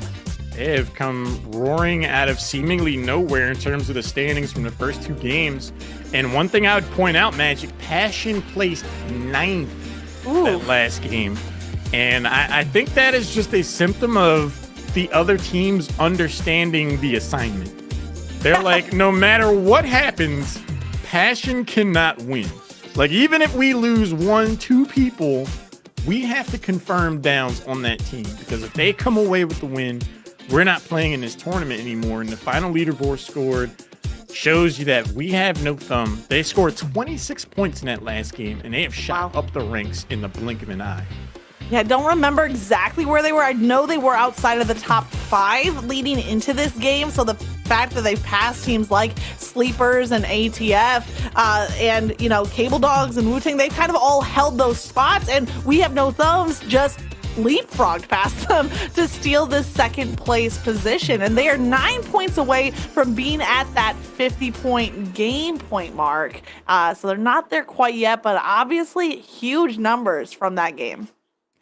So many storylines developing out of this format. One team over 50 points hasn't been able to come away with the victory because they've been targeted. We've had teams with late tournament surges, 26 points in 1 game. We still have at least 1 more game to go. Will Passion be able to pull it off, or will we see another team cross the 50-point mark? We're going to find out after this break. Game 5. Don't go anywhere. We'll be back shortly.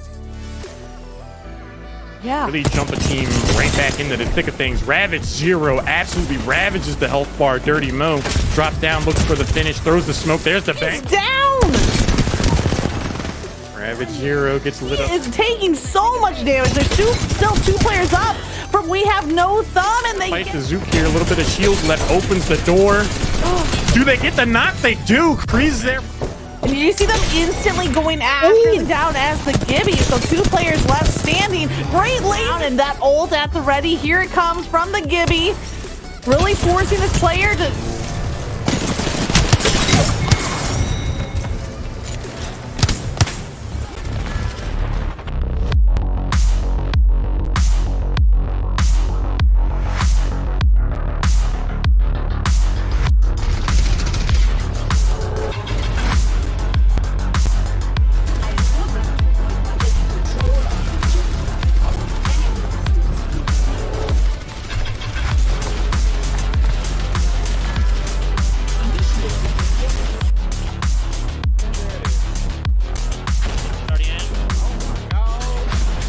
Minus 3, coming big. Copy me. I got shot from right side street. Minus 3, minus 3. How does it explore the far right? 2 up. Okay. No Right here. eyes. He's upstairs. Minus. Give me the last one. Give me the last one. Where's the last one?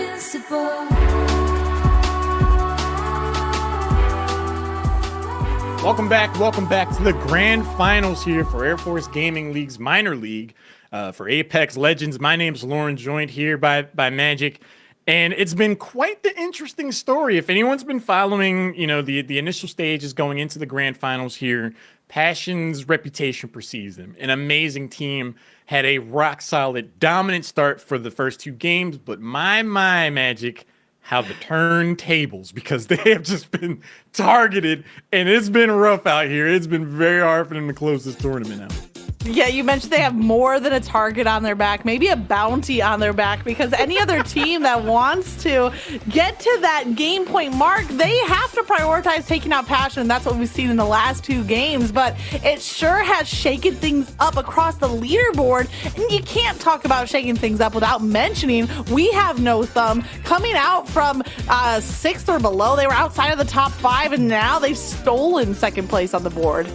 Yeah, last game alone, they racked up 26 points. So just, the textbook definition of late game resurgence in this overall tournament. And that's what I really love about this format. Again, for anyone that is just catching up, a team is tasked with getting first 50 points. Once they are able to do that, they need to win one more game. They need to win it to be able to win the entire tournament. So Passion was into the 60s after game number 2. But just have not been able to close out a subsequent game. And it's just one of the things I love about this format, because the objective becomes clear for every other team when there is just one team that can end the entire tournament. And I think that's why we've seen Passion really not be able to make it to the top 3 in the last couple of games. Yeah, you see the names come across the board from Zook or What a Week or Fly Crease, and if any of those players go down, it seems like all the attention in the lobby goes to finishing off those kills and making sure that Passion can't take this championship just yet. We are going to be going back here. Now we're all the way up to game 5, and we're going to be going back to World's Edge on this map, where we've had a very southern circle in the first game there on launch site, and we've been there twice now.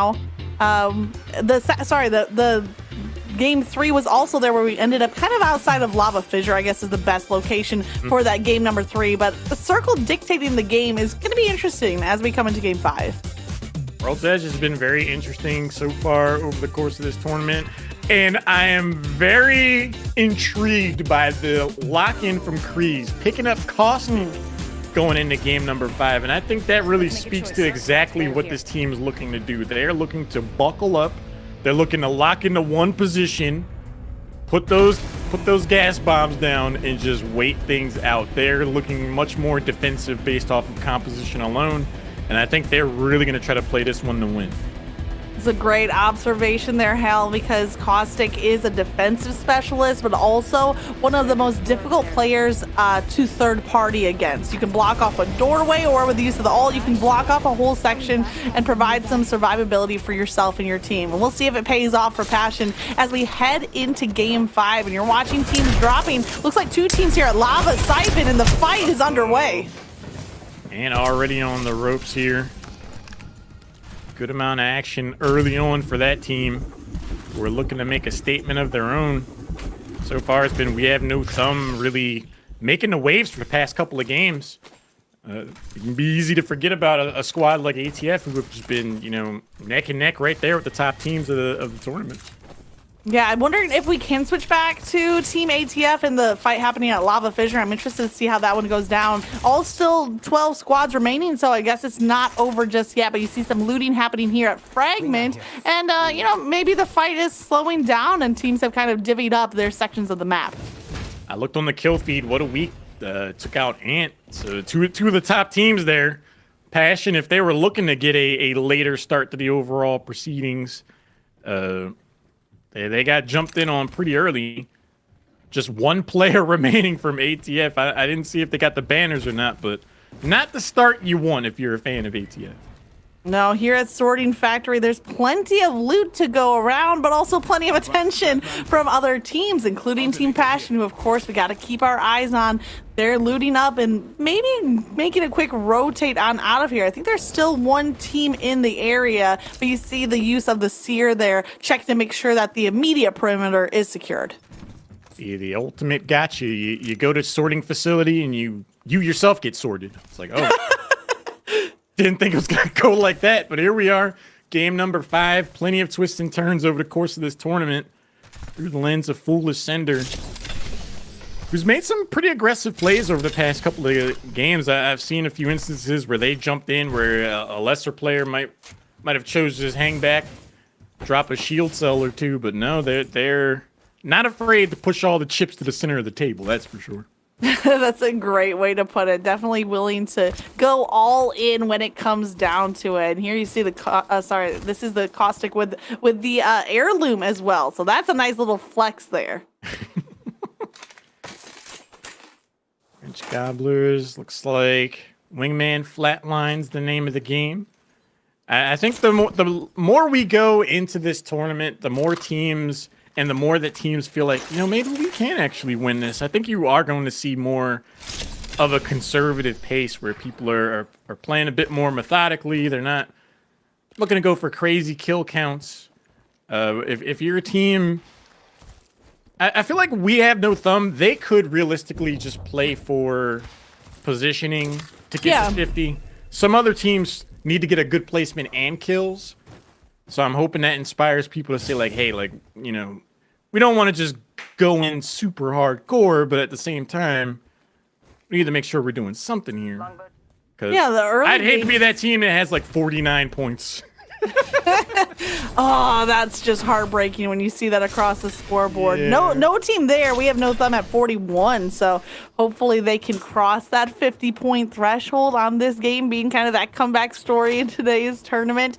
We're still at 12 squads, so again, things kind of slowed down. There was some initial fights happening. Now we have push or go home. They have 2 players on the team, so hopefully they have a little bit of time before the action finds them. One of the things I do like about these slower starts is that, you know, that's just more time these teams are going to be able to loot up, to get the gear that they would prefer. Yeah. Because a lot of times in a battle royale, you know, there are so many different RNG elements to how an overall match can play. So when you have these instances where, you know, a team can kind of circumvent that by coming across enough loot to get the loadout that they're looking for, Yeah. you get a more honest assessment and appraisal about how the team stack up. Let's go this I think that's really fair, especially like early game. I think that the longer the game goes, the less RNG is the factor, right? You have more time to find the loot or pick the loot off of death boxes when you get to the late game. But early game, you know, you're hoping that you land next to somebody that you land on the weapon and they don't, and that is pretty much RNG based. But the fight is starting to happen as teams are going to rotate for Circle and Passion are lasering this incoming team. We're back here at the Sorting Factory. They're going to chase that down. They were doing so much damage with no shield. I know what a week wanted to close that out. They're going to be able to find Ravage Zero, leaving just one lone flavor. Try to back away. Let's scan this area. Chip shots onto the shield. Crack there. What a week is firing an absolute laser beam with the 301. Woo. I saw that headshot coming through there with the 301, and the laser was enough for push or go home, or at least for this game, going home Unfortunate. Passion cleaned up the kill, but now look at Bubble Daddies. They're just outside here of Sorting Factor where the majority of attention is, or on Leaf. There's A-Train you see back at the Leaf, and it looks like that's where Bubble Daddies are going to try to rotate. Not too far away from their target if that's the direction that they're heading in. It looks to be exactly that. There. Switching over to We Have No Thumb. Long range loadout here for Chaotic. Switches over. Sniper rifle in hand. Oh, revving up on that ult. Rampart. It's some nice damage across and not using any ammo outside of that ultimate. So some free damage, in fact, from that Sheila going out. I know it's called the tree on the south side, but it's literally a giant leaf. So I'm going to call it the leaf. I'm sticking to my guns on that one. I'm with you. Shoulder to shoulder for sure. I was surprised to see the Rampart go that far outside of the circle, given that positioning. That circle definitely hurts sooner rather than later these days. Long range arc star, will that find a mark? If it does, then we're looking at a down or two. Doesn't connect there. It did hit some of those Rampart shields, and you hear more being dropped. I think it's Chaotic there with the Rampart in hand, and the shields are at least stalling for the moment because Wrench Gobblers are on the hunt, literally with the Bloodhound, kind of picking up the footsteps and finding out where these players are rotating to, and hopefully leading the rest of the team. Look at how clustered together Wrench Gobblers are right now. They're all pretty much neck and neck, and then the Fissure trying to rotate out of there. They're lasering down fights, but across the map here, another battle ensues. A crafty escape there. They came up over that hill, and I'm like, are they playing Fortnite? How many walls are getting put up here? What the heck? But it bought them enough time. Switching over to Passion and... Oh, what a week. Good amount of shots. Eat some themselves, though. Huge exchange there. Zook on the flank. Backed up by Kreese, jumping forward. They're trying to earn this final game here if they're able to come away the victors. And they are under some pressure right now, man. Staying alive right now is so important for Team Passion because the last two games they lost in these mid-game fights, and that spelled the loss for their team. Two players now trying to run. Now this is where that caustic change comes into play. Kreese dropping the gas traps. I don't know if it's going to be enough. I mean, there's... you know, getting thirsted when you're down, but it feels like these teams are downright parched when someone gets down on the side of Passion. They're like, my mission, no matter what happens, I am eliminating this player. Just Kreese left. No health, low shield, and that is going to be it. We are looking at least another game, Magic. Game 6 is guaranteed as Passion, the only team at game point, is taken down. Respect to Kreese with those caustic plays. Actually leveled up his shield to purple, gave him some good information, but the numbers, they ended up winning out. And you can shoot down those caustic traps. It takes a lot of gunfire to do so, but it looks like they just bullied their way through any traps that Kreese was leaving behind. The wall up, Rampart value netting itself clearly there. Using the arc stars, not sure if they're able to break the wall. Newcastle getting some value. Come with me. You want to live. Terminator 2. I love it. So accurate for the way Newcastle plays. And it looks like that revive is coming through, but Dirty Mo not waiting for the team. He's going to quickly rotate on out of there, followed behind, leaving in the dust Cable Dogs. Even though they had the scan off, this team gone. Magic, whenever I see something like that in Apex, it reminds me of an old saying that I heard a long time ago. You want to know what it is? You ready? I'm curious. Tell me. The banana that gets away from the bunch gets peeled. Oh. And when I see Dirty Mo just like, all right, guys, later. I'll see you later. You guys heal up. I'm gonna jump out ahead. I fear that I'm looking at a peeled banana and waiting. We'll see though. I think they'll be okay. I love that. Can I steal this expression? This is catchy. The banana that gets away from the bunch gets peeled. It's peeled. Okay. So very different concept than the apple doesn't fall far from the tree. But both, you know, apples, bananas, you know, whatever metaphor you want to use, I am here for it.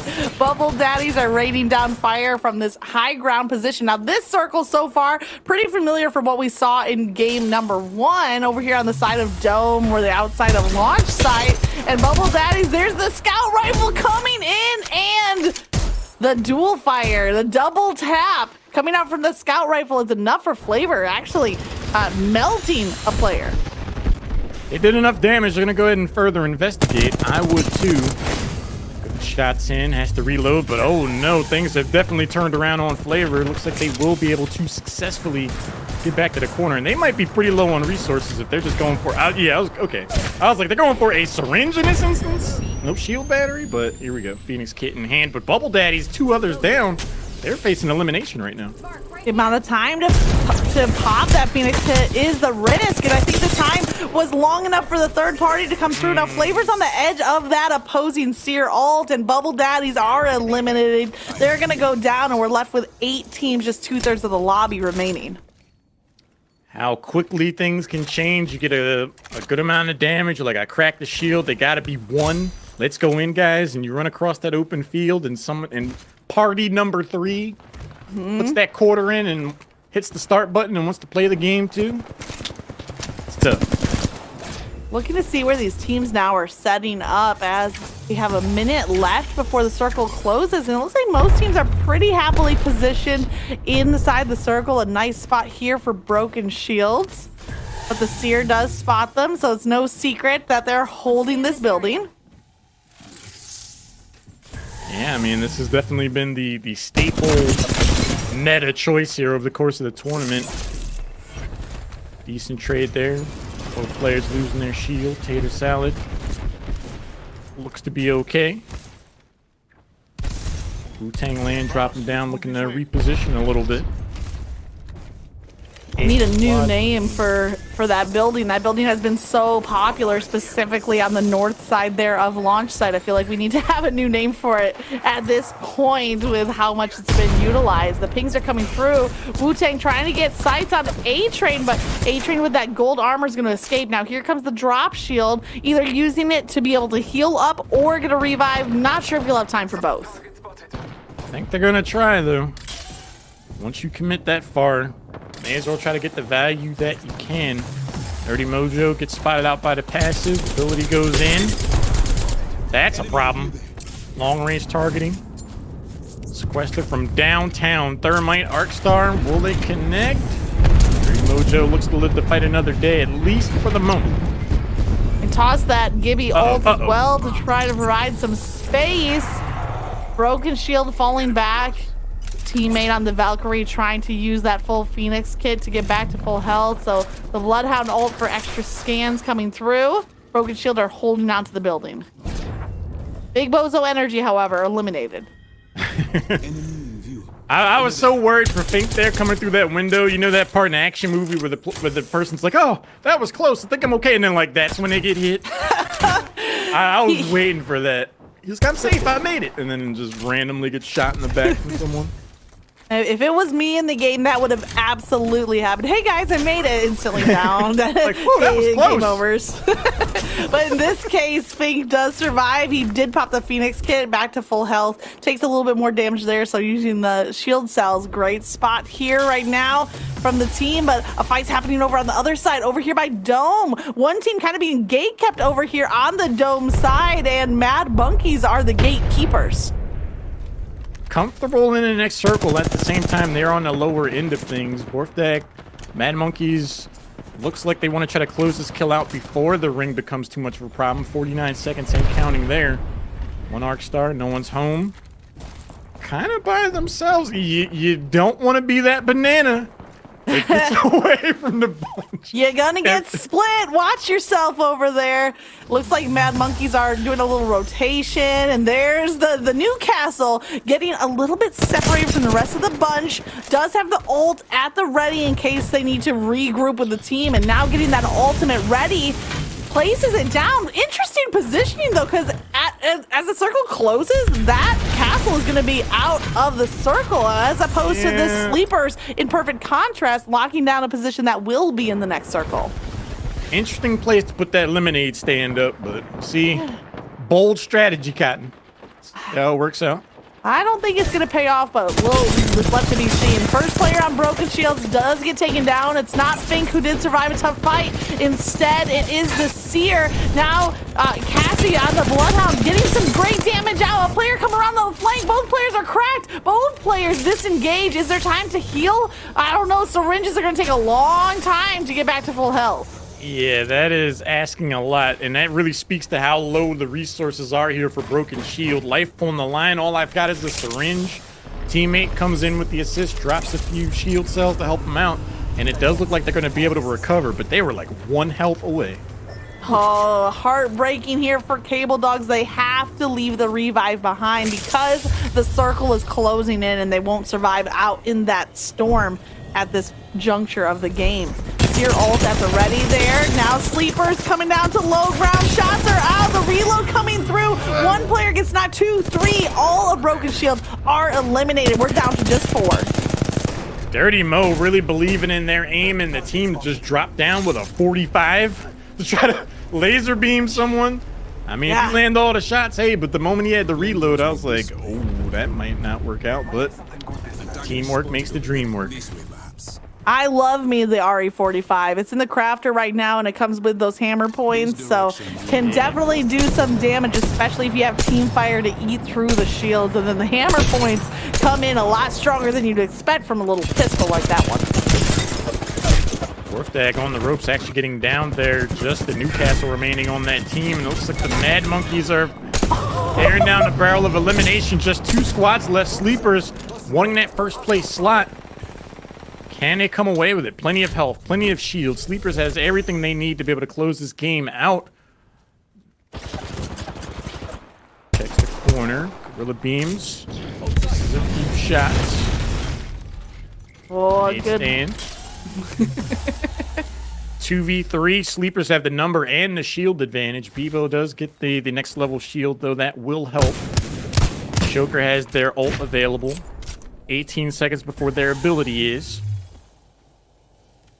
Tough spot here for Cable Dogs. You know, they weren't able to get that revive earlier on, so they're left a player short, and then you add to that Joker with the blue armor. Really tough position. The only thing in their favor right now is that circle position, but they need to get the first pick if they're going to survive this fight. Yeah, at the very least, the Bloodhound ability was able to confirm for them where the remaining 3 players were, so you don't have to worry about getting flanked. Really allows them to kind of play this as well as they possibly can. With 12 seconds left, I don't know. I might want to just try to play the circle to a degree, at least try to have that encourage them to move. Yeah, the circle This is... corner peeking is not working out for him that well. I think that Newcastle will also be outside of next circle. I'm not absolutely positive. It looks to be really close on the edge, and Bloodhound hoping to get to 1 more ultimate before all is said and done, but Shoker takes a lot of damage. No shield left, and you can see right now on board with Bevo, just 1 shield battery. Oh, only 2 hostile to tech it. That's going to be a huge question mark here for Bevo. He's checking right. He's like, I don't know where that last person went. Gorilla is to the right, and you couldn't have scripted it any better. Where is that 3rd banana off of the bunch? Bevo's going to have to use the final shield battery. That flank play is going to be make it or break it on the side of Sleepers. It's Gorilla on the Seer. He does get found out eventually. Ready with that flat line to laser across to the 2 final players. Yeah, right now, the biggest weapons to keep in mind, there's a longbow. Just the long-range burst damage is going to be so important here. And he's like 77 out of nowhere. You hit one of those 2, that's the green light for the team with the numbers advantage. But it looks like even after landing that, they're just going to bide their time. Check the resources. Do you have another battery shield? Let's find out. I mean, Sleepers are really respecting the 2 players here. Like, they know they're up against a team of 2, and so a lot of times you see someone just want to full send it, but they are really respecting the ability of this team of 2 by not rushing in, waiting for the opportune moment. But I think this fight is just ready to let loose. Here come the shots left and right. First player goes down. Sleepers have the last player to take. And that is the win coming out from Sleepers. Sleepers, they have some caffeine. They're ready to go. They are wide awake here. Excellently done. Nice job finishing out that game. Just methodical play. You know, again, we were talking about, you know, strategies and how aggressive you want to be going into game number 5 there. And I think that was the key example of, you know, we're getting momentum. We're starting to do, we're rising up. We're getting closer to 50. We can make this happen, but let's not overdo it. If they jumped the gun and ran in and got immediately headshotted or something like that, if they dropped that game, that would have been devastating for them. So I really like that they just played it cool. They got the job done. Now, Sleepers were in third place overall before that game with 32 points. So 12 points for the win. Do the math. So that left them at 44. I mean, I think that they are very likely at game point. I'm not sure what the kill count was. We'll find out here in a minute. But Sleepers, absolutely a huge game. And we are potentially looking at multiple teams hitting game point for the first time. Now, honestly, you know, we had a lot of amazing plays over the course of that last game. And again, it just 1v11 for Passion. They just weren't able to get to the back half of the game. But I feel like they have to feel pretty good about their chances now. Like, we'll see what the overall score is. But the more teams that do make it to 50 points, I think that actually works in Passion's favor, because then they're not the only target. Then it kind of becomes a more standard game of competitive Apex Legends. They're not the only team that can end the entire tournament, because it's just entirely felt like the whole world was collapsing on them the past few games. Oh, there it is. Sleepers with 22 points and 32 leading into the game. So they do cross that game point mark. And maybe that does work in the favor of Passion to kind of share the target. Now Sleepers also right there, ready to take this championship. And looking across the board, also recognize Sleepers with 10 kills on the board. So double digit on the kills and just what they needed to hit that game point mark.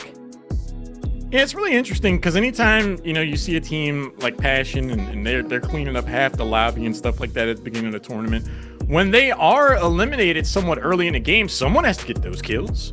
Yeah, so true. it's curious to see who's able to step up and kind of fill that void to be that dominant roaming team. And this last time, it's just Sleepers, 22 points in a single game, just meteoric rise up the placement. We'll have the entire total here momentarily, and it is going to be Sleepers being the second team that could potentially end this entire tournament. 45 and 44, Magic. So close. True. And yet, so far.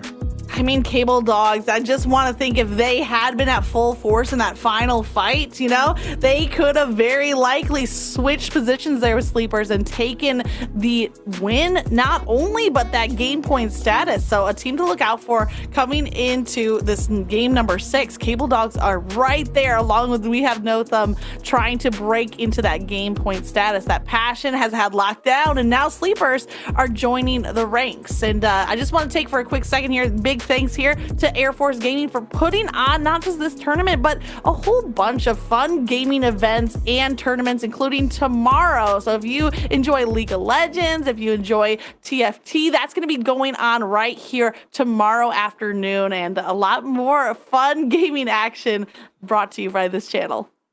Yeah, Air Force Gaming, you know, they encourage the passion of not only Apex Legends, but a whole range of games. Their Discord is always active, people looking for different things to get involved in. Amazing stuff all the way around. We're jumping into game number 6 here momentarily, and something to keep in mind is once we hit 8 maps, if we go to game number 8, then the team with the highest amount of points would win the entire tournament. So it's not like we're going to see game 39 where everyone's getting to level 50. So there is going to be an end in sight. But I feel like the way Passion has been playing the past couple of games, having another team crack the 50 mark, like I said, is going to help them a lot, just so, you know, it doesn't feel like a hard 1v11. Yes. That gives them a bit more breathing room. I think if they can make it to the top 4, I really like their chances of ending the entire tournament. Yeah. It just seems like one team will get it down and they will just go for broke to confirm that kill.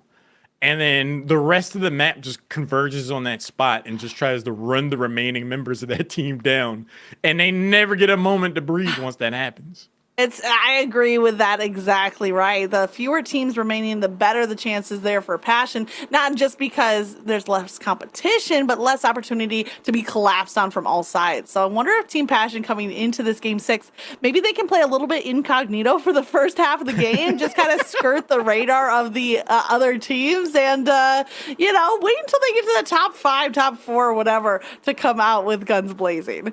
Oh my God, Magic. I just imagine them landing and they got like the big fake nose on and the glasses and they're just like, they're like, don't mind us, guys. Casual. Yeah, we're just here. Hee hee. I don't know if that fits the play style that we've seen from Passion, but hey, they've been locking down that game point. Now they're sharing it. I feel like there does have to be some shift from getting to game point and then securing that championship win. Yeah, I'm really looking forward to see how they approach game number 6. But I also want to see sleepers because, at the beginning of the tournament, we were talking about other teams, ATF, they've struggled to keep that momentum going over the past few games. But now it's sleepers who are in a position where it's like, we went from kind of being a dark horse of sorts to being one of the teams that is being actively gunned for. So now they find themselves in that spotlight. How do they react to that pressure? How do they react to the feeling like anytime there's a third party, they're both going for us? So there's a lot more pressure when you enter a situation like what sleepers are going into. I believe they'll be up to that challenge, but it's just interesting to see them be in that position.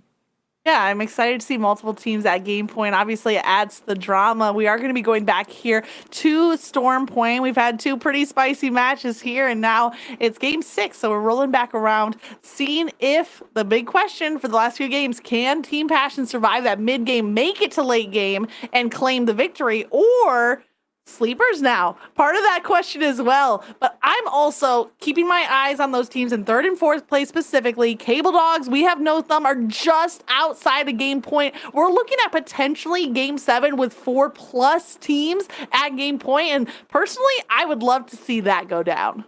I mean, we're on the way things have been going. I really want to see how Passion in particular handles the next game. I think there's so much of a statement that's getting made in the legends that they're selecting. I think they've been one of the teams that have been pretty consistently like rotating around what legends that they select for each game.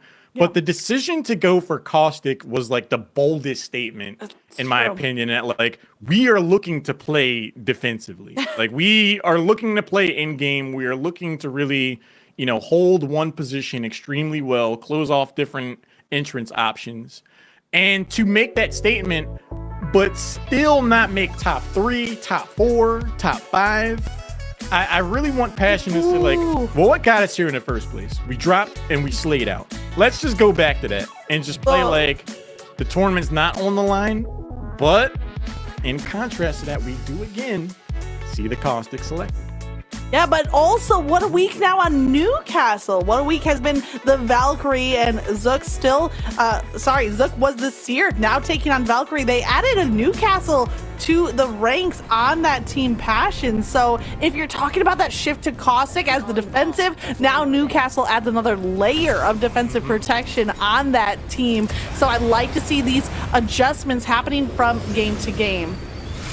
I just love the psychology of it because rather than say, let's just go back to basics and what we do best, they're actually doubling down on a defensive concept. We're going to add even more support in that direction by picking up the Newcastle. I want to see how it plays. We'll see if it pays off, and credit to Kreese as well. Switching from Octane to Caustic, very 2 opposite ends of the spectrum in how you play the game. So we'll see how that defensive style, if it works out for them. They've been such an offensively aggressive team, and it seems like playing on the defensive side is not their strength. So one weakness on the side of Team Passion as we see more and more teams approaching that game point, including sleepers. I mean, it's part of the adaptation you have to make in a format like this. Again, just in a vacuum, a one-off game of Apex, if there are 3 teams fighting at each other, they kind of do so somewhat equally. But in an instance where one team can end the entire tournament and you're the third party, you are 99% of the time going for that team. So yeah. this is just how Passion has responded to having that level of a target on them. They haven't had the answer yet to having that target and that bounty on their heads. We'll see if they can survive one of these fights. And it's never just a one team versus one team. It's always multiple teams getting in on the action as far as Team Passion is concerned. Now, Wu-Tang, this is a team that came out today really strong. They had some top 3 finishes early on, but since, game 5 and 6, we haven't seen as much of them. I think this is one of the most dangerous teams in the tournament right now, just because I don't think their placement or their score really represents how strong of a team they really are. Yeah. So they could really serve as a spoiler, or they themselves could have a breakout moment where they just do something crazy and then they get 26 points in a single game. So they're just one of the more volatile elements. I agree with you. They did have a good game 4, rather. Game 5 is where we didn't see much of Wu-Tang. They got eliminated probably earlier than expected for that team. Another team that has a great early start but kind of slowed down in the last couple of matches is Team ATF. They were a big contender, especially in the early on games, but can they bring it back now that things are starting to come down to the wire? Oh, Seer comes around the corner trying to charge the shield up and gets nuked for it. Bender gets it down. Starts to back away, gets down themselves, and the rest of the team is here to respond. And what a response it is. Great response back, and they do manage to revive that Seer as well. All 3 players, though, very low on shields. It looks like the Mountain Dew on the Valkyrie is taking all of the attention, and unfortunately, it's too much gunfire. But there's 1 player down on each side. Bender on the Caustic is taken down as well, and now they're trying to confirm these kills. The Newcastle trapped back in the corner, but ATF kind of have to double back and then re-engage. The Shield MVP keeping things spicy for that moment. High ground, gonna go ahead and take that out. It's not done. Dwarf getting a revive. Bender was entirely eliminated, so that's a banner waiting to get picked up for ATF. The team who continues to struggle here in the earlier portions of these games. I mean, Ant breaks through that door with the use of the ability from Valkyrie, but I think it's too late. The revive had already happened. So close, so far away. Newcastle steps around the corner, takes a peek, gets shot, decides better of it. Oh, the 30-30 rounds. Engagement for them, they get down. ATF are staying alive and trying to pop that Phoenix pit. A-Train trying to confirm some kills here and swaps over the armor off of a smart confirm. They have a few seconds if they want to recover the banner. I mean, I know they want to. If they're able to is more of the question. Ant takes a lot of damage, though, flying with the ability, and they're trying to prevent revives on top of the roof. They get the takedown. Ambitious play there, just claim, hey, pardon me, you mind if I cut in? The brazenness. Okay. Bender's beacon is going to be able to get picked up. That fight went on for a while. I'm a little surprised that we didn't see, at least another squad get involved to try to clean anything up, especially in that portion of the map. But I guess they were just isolated enough. We are sticking on World's Edge for this game number 6 and checking out a team over here. We have No Thumb over on the Epicenter. Nice and frosty out here, and their shots and gameplay has started to look pretty icy here towards the end of today's tournament. But the loot right now, not looking so good. It is still early on. They have time, but Chaotic playing on that advantage hopefully can take advantage of it. We'll see. And to go this late into the game, I'd say we're somewhat approaching the halfway mark. To still have 2 players with level 1 shields, suboptimal to say the very least. A little bit worrisome for them, so we'll see how they can manage that armor situation. And the contrast now as we switch over to Sleepers, 2 purples and a gold, looking set up nicely, including that gold longbow in the hands of Biagi on the Newcastle as well. Now, Sleepers, the other team, along with Passion, at game point. So having a sniper to create some space for yourselves might be a great way to play defensive along with that Newcastle. Yeah, with this many squads left, as we're Normally we see 3, maybe even 4 squads eliminated by now. The more this game drags on with this many squads remaining, you got to think the long range capability is going to be a huge net positive in catching people in rotation, keeping pressure, making sure that they can't craft stuff like we just seen there. So for Passion, I really like that we're seeing the R99 longbow combination here for Zook. We got longbows on both teams at game point, both on Passion and on Team Sleeper. So they are both opting to play a little bit more of the long range, but What a Week is taking a lot of damage. We might see a push coming on to Team Passion here. That Crafter is giving away the location, and Kleptic on Valkyrie is trying to laser any players that are trying to get some crafting done. Baby Shark rotating in. Has the ult available. Just a bunch of longbows right now in the hands of players. Where the beam strafes across. Before the Great Six can get a target, they get spotted themselves. 18 shield cells. I think they have enough. Well, the shield cell is even more important when you're using that Sentinel. You can charge it up with the use of a shield cell and nicely paired with the gold armor. Give the batteries over to teammates. Stock up on the shield cells for yourself. Passion opting to go for the ult. They browsed the overall landscape and decided to change the scenery was in order. Looks like they're going to be able to do that without too much trouble. Sniper ammo here. Bubble Daddies. They look to be pretty well armored. I think we're seeing teams just really buckle down. They understand what's at stake here. There are now 2 teams that could potentially end this entire tournament outright. But meanwhile, Zook actually has been down here for Passion. Oh, that gold knockdown though on the side of What a Week is going to be so huge, but the revive, revive canceled when he fell off the side of the roof, and he had it at about 95% completed. There it is, and having that gold knockdown, now it acts as the guardian angel instead of the backpack. So if you revive someone, you have the gold knockdown, they're coming back at about 3/4 health. Yeah, that could have been a fight deciding moment right there if the team that downed them decided to push. Charge rifle doing some absolute work right now for Kleptic.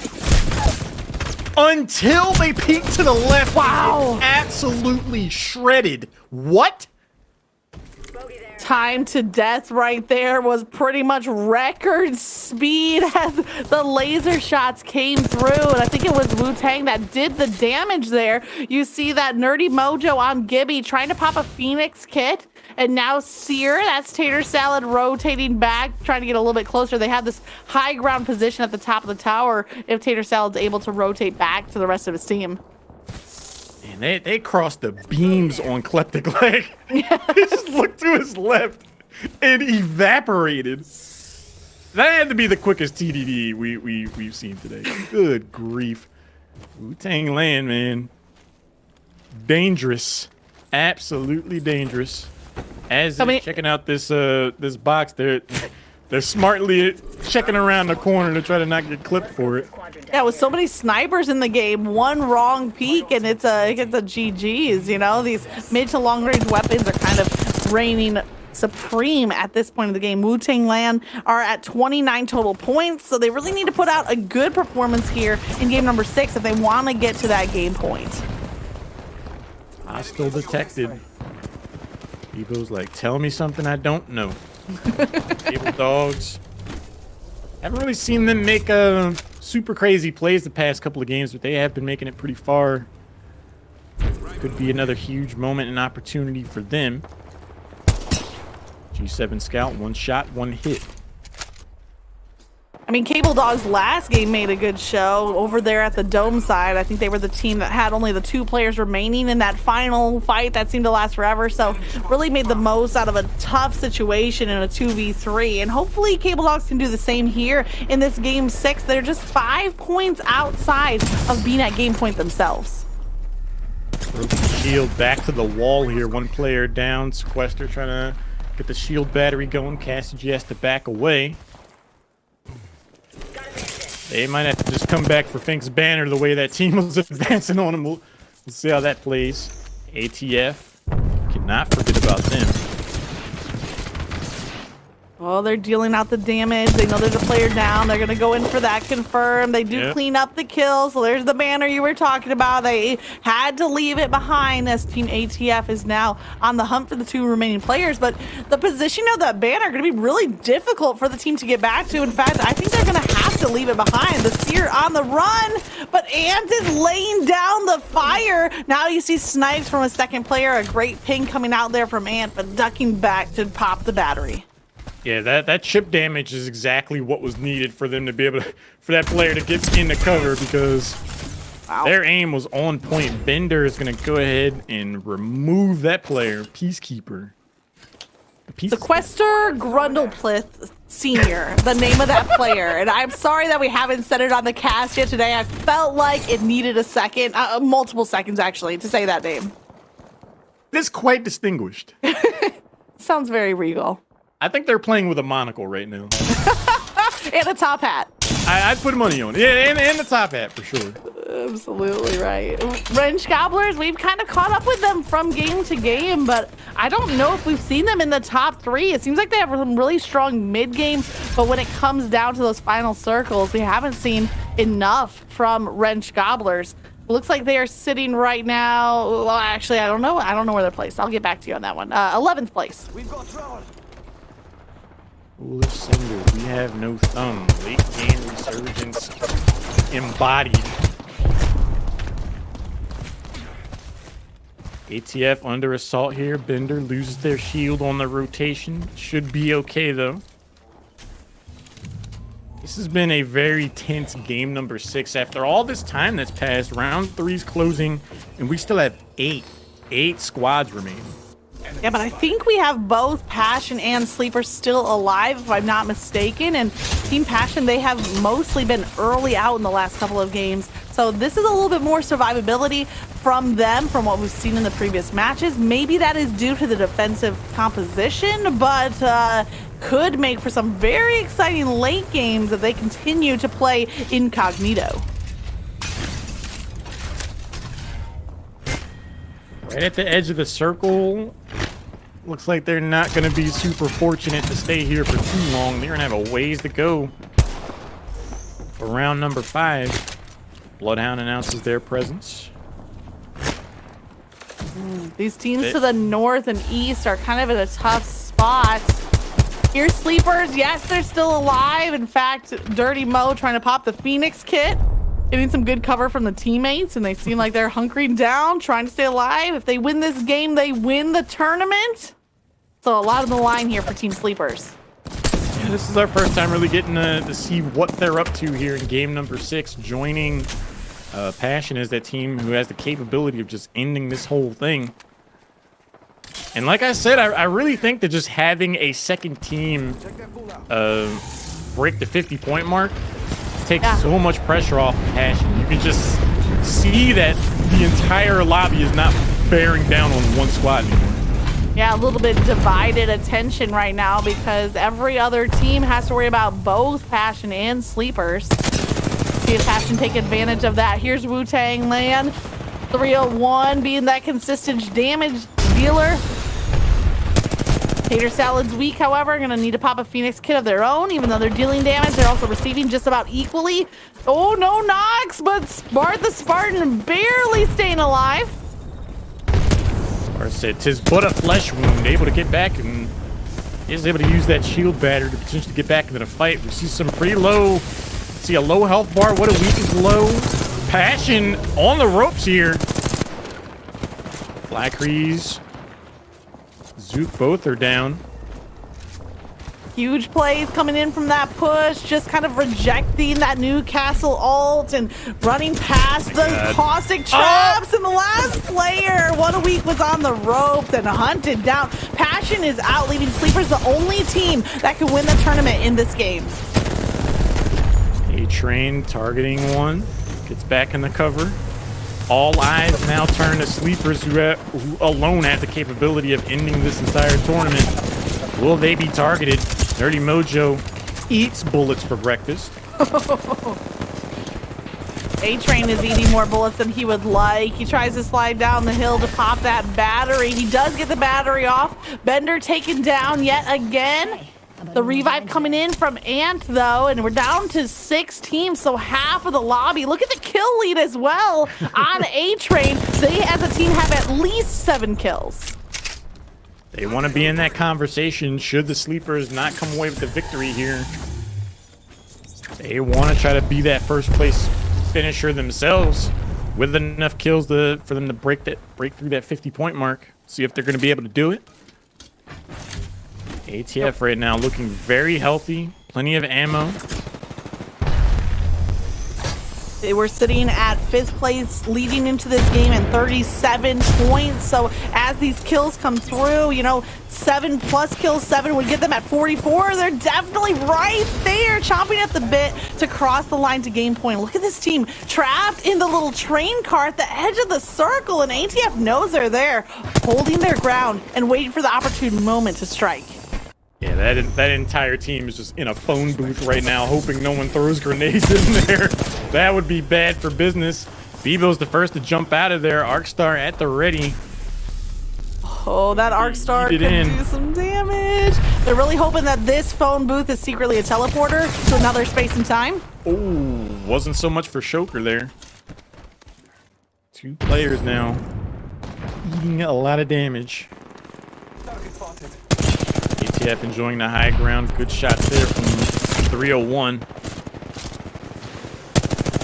ATF really have the map position to take this win, even looking at the next circle. I know we have 30 seconds plus before the circle starts closing, but they have pretty much the only cover outside of those train cars and the only high ground once that circle starts to close. So ATF, honestly, they can play this a little bit slow. You look at them stocked up. Look at 6 batteries for A-Train. I saw 15 shield cells on another teammate. They have the meds to survive and play a slow game, dealing out damage as the circle closes, taking advantage of every kill they can get their hands on.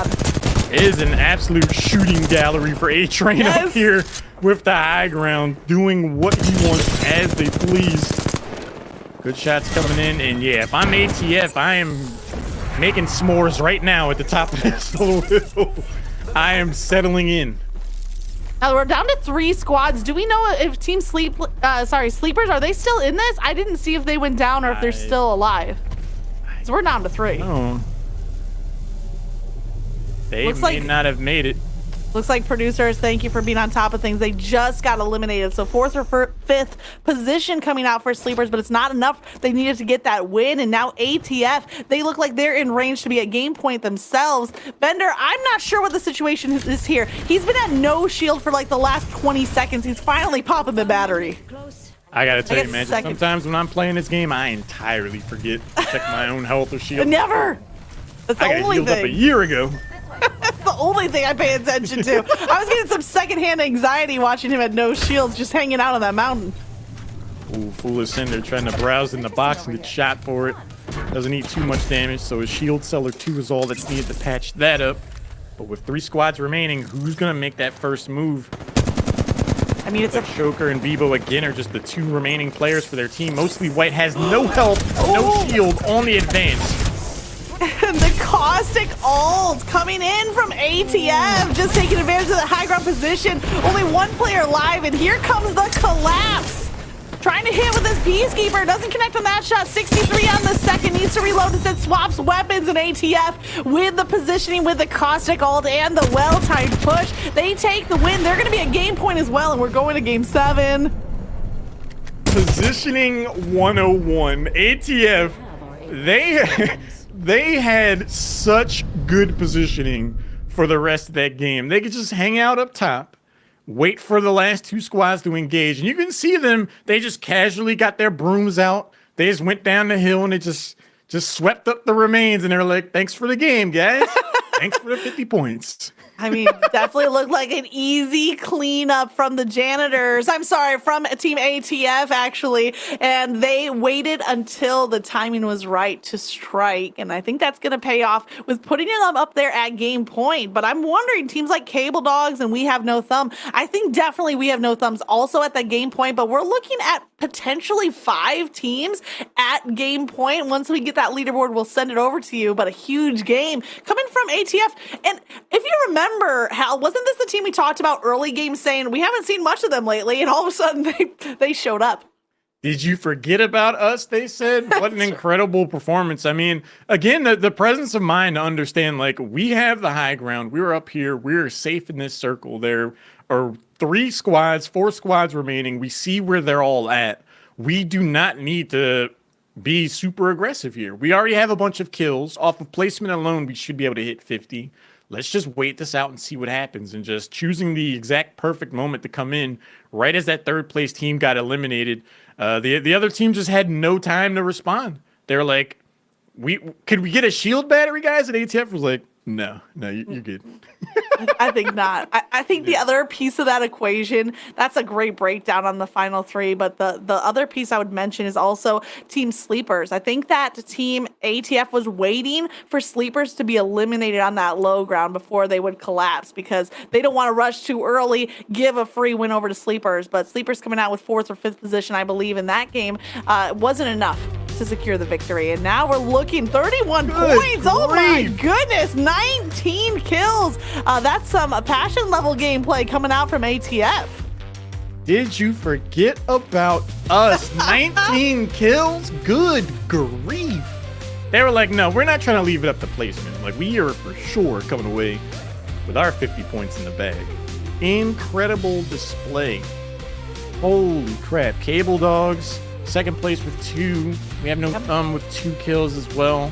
11 and 9. We'll see where the teams end up. But we're at the very least looking at 3 teams. 5. It's gonna be 5. Good. Yep, Cable Dogs and We Have man. No Thumbs were just 5 and 6 points outside. So with those solid placement points, we have now 5 teams at game point. I tell you what, like this is what I wanted to see. Not one team locking it down, not even a second team contending, but now this is almost half of the lobby at game point. This is what I really love about this format, because passion has been over 50 for so long right now. We're going into game number 7 of 8, and we have 5 teams that can all potentially end this entire tournament. So the objective for passion becomes a lot different here, because now you have 4 other teams that can also end the tournament, but you also have this huge point lead. So it's like, well, what do you prioritize first? Eliminating the other teams or trying to go for the win yourself? We're going to find out after this short break. Don't go anywhere. There's a lot more excitement for this tournament. To the wire. Oh, Seer comes around the corner trying to charge. Right now, Eclectic. Until they peek to the left. We see some pretty low. See a low health bar. What a weak is low. Passion on the road.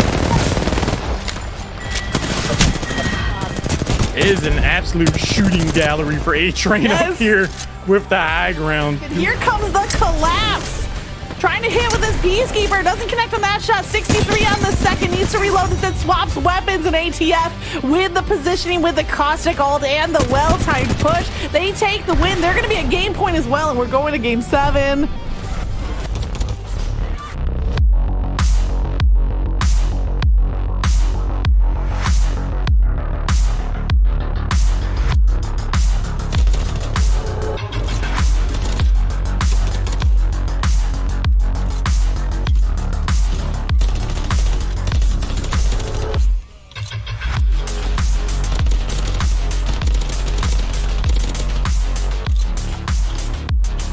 We got people back. I was ready to start swinging.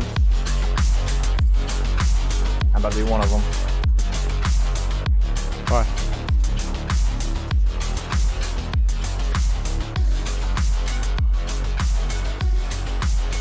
We have the CC they dream of.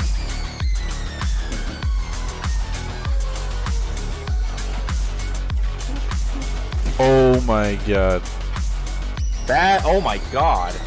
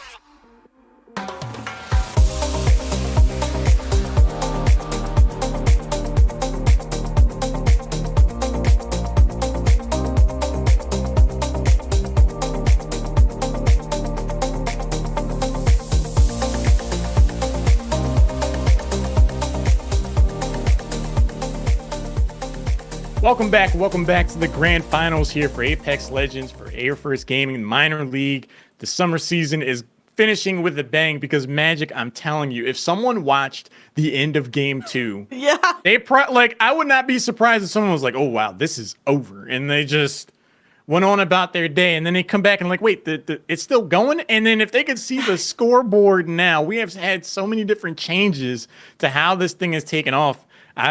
I love that we're getting this kind of finish for this tournament. I love it as well. We definitely wouldn't have predicted making it all the way here to game 7 with 5 teams now at game point. So that's the way that the Apex setup, it kind of builds that intensity because you have to cross multiple hurdles. First is getting to game point, and then it's getting the win after game point. So those 2 early leads from Passion help them to get to that game point status, but they need to pull out one more win if they're going to lock down this tournament, and that competition is heating up. So many different ways this can go down now. Again, the name of the game is getting to 50 points and then winning a subsequent game. Passion made it to 60 in the first 2 games and have not been able to come away the champion of any game since. There's only a maximum of 8 games in total, at which point the team with the highest amount of points would be declared the winner. But the huge lead that Passion had, you got to think, if this does go a full 8 games, Passion may not have the most points, even though they had such an amazing start. We've just had some teams really come to life here and really make a name for themselves. The first game isn't the most important, it's the last game, right? So we'll see which team has it in them to pull out one last victory. Now, 5 teams at that game point, and 3 of them reached game point after the last game. I mean, I tell you what, it's gonna be hard to top that game 6 when we have ATF with a win and Cable Dogs in second. We have No Thumbs in third. All 3 of those teams now graduated to this game point status, and we have 5 teams to keep our eyes on. We got a good look at the legends that were selected, the compositions, and you could see for Passion, they said they turned us back into the old us. Like they went back to one of their earlier compositions. No Newcastle, no Caustic, no defensive play. I think they did decide, you know, let's get back to playing our game. Let's just play. We slayed out the beginning. We can close it out here. Let's just play our main characters. Let's just do what we do. I want to stay on board here with Baby Shark because you mentioned that this tournament might go out with a Bangalore. See what I did there? See? Baby Shark on the Bangalore character. Nicely done. Maybe, you know, a Bangalore ultimate for the final kill or something. Like, it could be something spicy happening, but we'll see. It all starts here in game number 7. So many different ways this could end. It would be heartbreaking for Passion to have such an incredible start to this tournament and then see it slip through their fingers. 4 other teams could make that a reality. It's really going to be up to them to take destiny in their own hands here. ATF, a team that, you know, we're watching them early on at the beginning, kind of fell into the background to an extent over the middle, but just that last game in particular popped off, and they are just firing on all cylinders right now.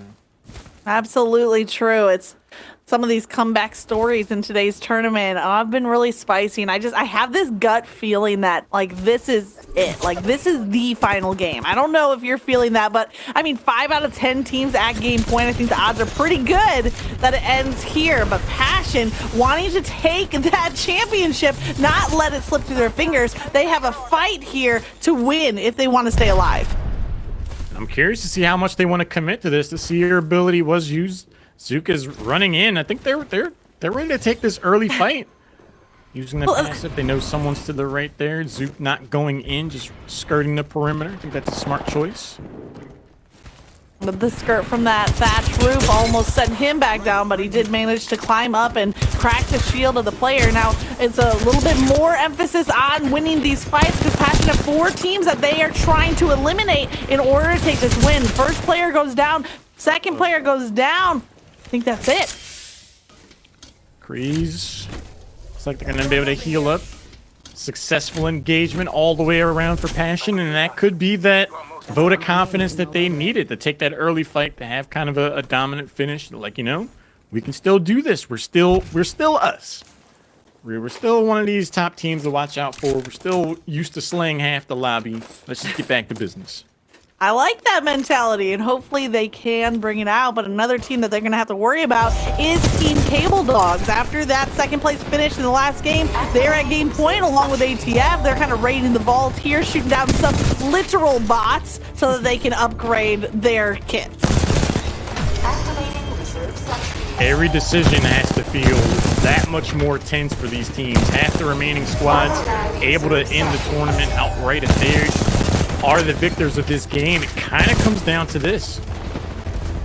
This is a great opportunity in the early game. The circle's still plenty of space for a quick rotation to get those loot boxes and upgrade the weapons that you have on your kit. So looking at the car right now, we got the level 2 light mag, we got a level 1 stock, and hopefully getting up to some more blues or purple attachments. We're going to be able to come away with this without too much trouble. Security clearance. Good amount of shields. Cargo access granted. Now here's the loot revealed. Don't steal each other's loot. Get to your own boxes here. Bender now playing on a Wraith. We've seen a lot of Gibby plays here from Bender, but I don't know if I've noticed a Wraith play. There's some stocks coming through, some extended mags, and definitely looking like a nice kit across this team. But we're going to rotate to another team, Bubble Daddies, who are just shy of being at game point themselves. On the verge. One of these bubble teams. Aptly named. Should we see an 8th and final game, you got to think that they would have scored enough points to be in that conversation as well. So they have a tall order here. They got to make sure half the lobby doesn't win, and they have to make sure that they get enough points. I say that they're on the verge, but I mean, Bubble Daddies are sitting at 29 points. Wu-Tang sitting at 34. Those are the two teams closest to being at game point. I mean, it's really half and half this lobby split. So 29 up to 50 is, a win plus 9 kills. So it has to be a really good game for them to break into that game point. And then you're also talking about those 5 teams they need to beat out. Thing again, I said they're one of the most volatile teams in this game because I really feel like their point positioning does not really tell the story of how good they are as a team. So should one of the 5 teams that are able to win not take this game, you got to think that they would have had a huge part to play in it. Sleepers dropped that Seer ult, but as that Seer ult is dropped, everybody on the map can see that dome and hear the gunfire raining down and know where this fight. So it'll be interesting to see how many teams collapse on the opportunity on this fight. But it looks like a quick getaway here from Mad Monkeys. They're going to try to rotate to high ground and get into the next circle. Mad Monkeys moving into position. 47 seconds before the first circle closes. Looks like they'll be able to get in without too much fuss, but they are, I believe, unknowingly going up towards Passion. Looks like they get 3 shots off of the ult. Actually cracks the shield. A bit more damage than I'm sure Passion would feel like taking in. Was that someone down? I think it was a knock, but I don't know. It doesn't look like maybe it was just a fall. It was a fall emote. I was excited. It was very fancy looking. It was very, but it's still great damage here from Mad Monkeys, and getting some extra damage onto that armor and eating away some of the shield cells on the other team as well. That Valkyrie ult has been nerfed, so I think you're seeing that come into play with how teams are targeting even on that ultimate. I mean, it all adds up. Even if you're not able to get the down, just taking away some of those resources, that's a shield battery that they're not going to have later on. And Passion in particular has been a team, we've seen them struggle the most when they don't have 100% of their resources, or if they don't have full shields. So that's a huge amount of resources to lose there. Oh, Cable Dogs are in a fight underway, trying to shield back up, trying to heal. We're over here at Antenna. The Seer ult is at the ready if they choose to use it, and they're up against Wu-Tang. That was the team you talked about that even though they're sitting at overall 34 points, you really feel like they've performed higher than that scoreboard would tell you. Maybe just winning some crucial fights or some pivotal ones, but not coming out with enough points to win the game just yet. But the job is on their shoulders now to eliminate these other 5 teams. Yeah, it really is feeling like these teams are going to have the ring force their interactions, which with everything on the line, I understand it. If you're one of the teams that aren't able to win this tournament, I do think you want to be much more aggressive than we've been seeing. Shoker eats a lot of damage. Cable Dogs as a unit looks to be okay. Nice covering fire there from Extreme Force. Helps her teammate get back around the corner. Shield battery was used. Shoker now using the med kit. Not punished too heavily on the rotation. And they had some good cover here. You see that Nerdy Mojo, also an amazing name, by the way, with the Gibraltar ultimate, can rain down a lot of damage, but you can't really use against a team that is huddled up inside of a building. So being countered there by that coverage. But look at the circle rotation here. This team back in the antenna, the Cable Dogs team, they're going to be in trouble once that circle starts to close. Yeah, I really like the accuracy we saw there from Nerdy Mojo. I feel like the 301, you know, by now everyone knows how good that gun is, but it is always somewhat surprising to see exactly how strong it can be at range, just shaving off 30, 40 damage from that far away. And you're like, really? I don't know, just a great weapon to see. Use that long range. It's probably been the most utilized weapon, I think, today. Just seen a lot of the 301s, you know, at the mid and long range, or even hip firing at close range. We're doing some little weapon swap-a-roozies over here. Oh, Bubble Daddies, though, first player does get taken down. That's going to be a tough fight for them, being in a 3v2 now situation. But we're switching over to Team Passion. And you got to think third party is going to become more and more of a factor. Oh! Flavor spotted, low on health, not going to get down there. Kleptic is taken out by Zook. A nice little getaway there from Flavor, but Passion is in hot pursuit, and not in vehicles, but going up the zip lines right after. It's going to be a tough position to hold. You do have the high ground. You do have a momentary advantage, but not much when you're up against 3 players, and they're all passionate. How high up do you want to go? Yeah, if you take that express elevator to the penthouse, you might be taking the express elevator to spectate. Jumps out. They do have 4 options, but being pretty well locked down, the 2 players there. I think Passion are going to back out of that fight and choose to fight another day. Yeah, I don't think they realized that the people they were going up on only had 2 people. Kleptic is a banner back where he got left. He's a box right now. Some prowlers out here right now for Cable Dogs, but they sure can be a menace, especially when you have your sights set on bigger targets. They're gonna have to rotate here slightly as the storm closes in, but grabbing some ammo and maybe some good attachments off of that prowler fight. But looks like a little bit of low on the ammo side there after clearing out the rest of those prowlers. Yeah, those are the types of interactions you don't want to deal with, and this map is a hallmark for that. You're giving away your positioning against a non-human opponent. You're using ammo that you might not even want to spend, as we saw there. Thankfully, they're not getting, I guess, second partied. No, that's very true. They have a little bit of time to work their way to circle. We have no thumb or taking their time at the crafter. They have that rampart again at the ready. Sleepers takes a tough shot. Gonna have to pop one of those batteries, and they're in the middle of this kind of hill. Not a lot of cover to work with. Trying to rotate back to high ground. A spooky moment for sure. Gorilla Beams is like, no, it's Gorilla Beams, not Gorilla Beamed. Like, don't shoot me. I do the shooting. Is able to get in the cover, is able to heal up. They're okay, but maybe I spoke too soon. Extreme Force not only gets the down, gets the elimination on Gorilla Beams. 2 players left now for Sleepers.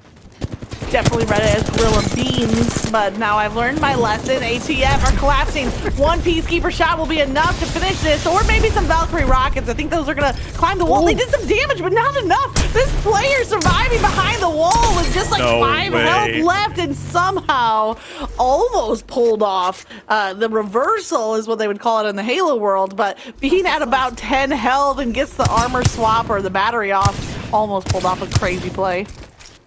Every time I saw that Peacekeeper fire not hit a target, I was like, is this the moment? Is this how it ends? Woo! Clean shots here from ATF.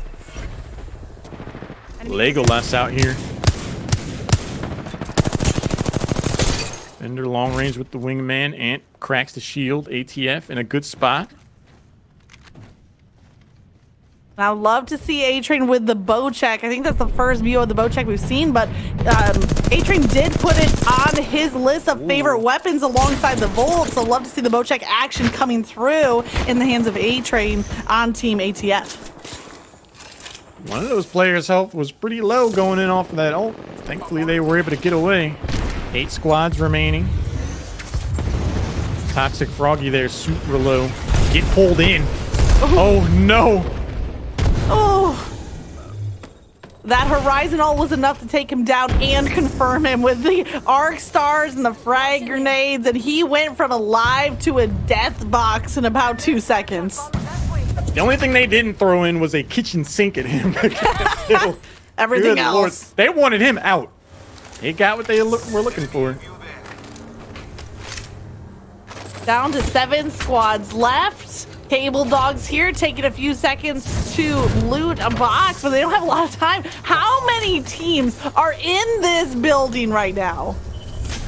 I mean, you see how many health bars are in the vicinity. You got to think whatever fight breaks out, someone else is going to get involved sooner rather than later. Let's go. And oh, they're dealing with the circle too. This building is called Command Center, and all of the teams are fighting to command the building. That could just be the positioning that a team needs to win, but it's not going to come easy. There's a lot of little nooks and crannies inside Command Center that teams can hide, either shield up or pop even a revive, including Team Passion ducking around the corner, going for a quick little peek on the angle, and popping that reload as well on the Volt. Gotta keep your head in a swivel here in this building. Anytime you spend more than 2 seconds looking at one target, you could easily get flanked here. So many different angles to worry about. Zook now the target. Decent shots in on the corner. Starts to push forward. Force has some shield left. Will the hunter become the hunted here is my question. Well, the positioning here from Passion is great. They kind of had their backs to the storm, so they aren't as high of a risk of being third-partied, and so that's why you can see them kind of aggressively poking out a little bit more so, knowing that they have just the one team in front of them to deal with. But it looks like Cable Dogs have multiple teams to deal with. Extreme Force going all the way to the top of the zip line, then dropping back down, trying to pop the Phoenix Kid while on the way down. But now what a grenade trap inside of this room! That grenade was perfectly placed, and then the follow-up shots from the Volt. Team Passion take down another team. We're down to 6. Amazing grenade. He threw it in and said, "Here, catch!" He closed the door back. It's like, oh no. A-Train cleaning up Borftag and that team. Able to revive Bender as well. ATF Ant is pretty low, but it does look like they will be able to recover. They can pick up a healthy shield off of one of those boxes and recover promptly after that. Zook gets the down on the Bart the Spartan.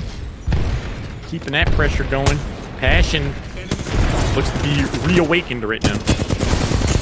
Team Passion has been playing so well. You see the kill leader on their team, but 2 players without shields using just a crate to give them enough cover. They pop both batteries though in their cleanup kills, and I think this might be the first time we've seen Team Passion in the top 5 since those back-to-back wins. Yeah, I thought about it earlier. I was like, if Passion makes it to top 4, I really like their chances here. And they're on their way to doing that with a lot of health, with a lot of shields in tow, plenty of resources and ammunition. You got to think this could be their moment to just close this entire tournament out. Now, we do have a note that if we need to, we will go to game 9 if needed. Right now, we're in game 7, but I'm still going to hold to it. I think that this is the final game. We have 3 teams left. We know that ATF is one of them. They are a game point after a huge win in game 6, and they are looking strong. They have a lot of loot, and they're going to be back at full health once Bender can pop those shield cells. They also have the prime circle position. The only building that's going to be in the next circle is there. So we have Passion, we have ATF. Who's this third team? That's the only other one alive. Yeah, we've seen exactly what kind of magic ATF can pull off when they have solid positioning for the final circles. Looks like it's a Foolish Senders team. I forget what the name of that team was though. That's a wily bunch. And they are going to get spotted out I do here. remember this team vaguely from like a game have no 2 thumb. or game 4. Is We that have who no it is? thumb. Oh, so this is it. This is the final game. All 3 teams that are left alive are all at game point. Passion, ATF, and we have no thumb. Any one of them, one after this game is over, is taking that championship. And I have to say, having that circle position with the building is looking like prime real estate, and we have no thumb. Instead, kind of out in the boonies here with only rocks for cover. Magic, it's all come down to this. We have had so many twists and turns over the 6 previous games, but the team that comes away to winner here, no matter how many points are racked up in the earlier portions, this is what it all comes down to. Passion. Will they be able to close it out with the huge lead that they had? ATF, they were a strong team that have more than resurged in the back half of this tournament. Or will it be the team that's kind of come out of nowhere? We have no thumb. The wily, volatile wild cards here. Could they do it? We're going to find out. I mean, we have no thumb. Notably, in game number 4, they got the win and 26 points. Remember that 14-kill game that they dropped? And that game 4 was here on Storm Point. So we're seeing that Storm Point is the map for we have no thumb. But is that enough for them to take this win? This is it. These final seconds, 10 seconds for the circle to close in. And then this game, this tournament is going to be decided. And it's just like a shallow hill and an opening and a tree. Like, that's all there is. For this potential final area, you are going to see who can aim down sights the quickest. The quick and the dead will be embodied here in the final portions of this game. Zook gets chipped, 38 damage. Not too much, but enough to wake him up and force out the shield cell or 2. We talked about we have no thumbs not having cover, but they have a rampart, so they can make their own cover. That might save them. They also have some good medicals. You see 7 bats in one person's hand, 5 in another. So, I mean, you can't count out any of the 3 teams here. They each have kind of their corner triangulating, but every team wants to wait for the third party. They don't want to be the first team in the fight. They want to be the last team to clean up a fight. See some long-range shots. Bender. I said the first shot missed. The second one caught him right between the eyes, apparently. 10 health left. Oops. That's a wake-up call for ATF. How do they respond there? Have the Phoenix kit in tow, but that could be a huge moment here. Mostly White loses their shield, almost loses the remaining parts of their health. Now they're chipped to about 2 health. Oh, no. The Arc Star caught Mostly White just as he was popping the battery. He didn't get it off in time. The worst timing, and now the laser shots come through. I think it's Bender there on the run, and very weak. Now Rockets to deal with. Does get the battery off. You see that gold knockdown shield. It's not going to be enough as the fire comes through, and a Kraber here in the hands of Team Passion. Magic, I think that was the sacrifice play, though. I'll step out here. I'm gone, but I should give you time to be able to heal up, and that's exactly what happened for Chaotic. I really love the intelligence behind that play. What a teammate. The sacrifice there, Mostly White gets killed and confirmed. So now team, we have no thumbs operating as a team of 2 in this end game. Passion with the high ground on the rooftop, dealing out a lot of damage. But they have the players on Team ATF just below them in the house, waiting to strike. Made it to safety. We see What a Week has at least 1 grenade in the pocket. Shield cell, they want to make sure they are at 100% when they look to make their play. Zook with the high ground. Passion with the commanding positioning right now. Should be able to get some good shots in on the remaining 2 members of We Have No Thumb. Yeah, they gotta worry about ATF. Exactly. They are chilling. They're on a hammock right now. They're not going to be chilling for long because that storm is going to force the issue before the players even have opportunity. I fully expect to see bodies drop. Here we go. The throwables, the Horizon lift coming in absolutely huge for Horizon. And now the Havoc plays charged it up. 1 player goes down. That's 2. Zook is last alive right now for Team Passion, but we still have 3 teams in the fight. Zook is out. We have no thumbs. They clutch out the game with only 2 players remaining in the final circle. 2 players was all they needed to take this championship. Are you actually joking me? Against all odds, you have Passion, full health, high ground position. ATF, full health, amazing position indoors on a hammock, I said. And then we have no thumb. 2 players, one made the sacrifice play. How do they somehow pull that off? The tenacity, the guts, the grit. Are you joking? We have no thumb. Are your grand finals champions? Who would have thought? All they needed was one boulder and one tree was all the cover they needed. They only needed 2 players to go up against 6 of the best. And we have no thumb. Secure this championship. And like you said, against seemingly all odds. Chaotic owes their teammate a beer or something for that. Like, to see them crawl out there with that gold shield and he's just like, just live. Just live for me. Take me instead. Take me. Spare my teammate. The absolute sacrifice. And here's some of the replays from Game 7, the final game. You know, we thought it was going to come down to this Game 7 once 5 teams were hitting that game point, but we have no thumbs. Are the last team at the end of the day. Just never giving up. I love that they were able to come out here and clutch this victory. And it just came down to one crazy firefight. I was like really surprised to see the Horizon ult come out, like, or the Valkyrie ult come out. Like, let's just go off the top rope right at the beginning here. Like, as the final circle closed in, the thermite grenade came down, did a ton of damage. But it was just outright chaos from there. Because they ate that thermite at the beginning of this fight, and they still somehow won. Absolutely incredible. Like, I don't even know. So much was happening. Oh, I love this view. It was the Octane. That was the last player alive. Actually had full shield. Absolutely incredible win. And we have no thumb. We have one championship because they clutched it out. Credit to the Octane on the team for being the last legend standing. You know, to win a tournament like this, it takes a bit more than just being able to click heads and be offensive, utilizing resources, being opportunistic, knowing when is the right moment to go in. That can literally win you the day. And when you see stats like this, Passion 3rd place with 11 kills, ATF 2nd with 7, and we have no thumb, we're able to hang on and get to that final fight and come away to victor with 2 players.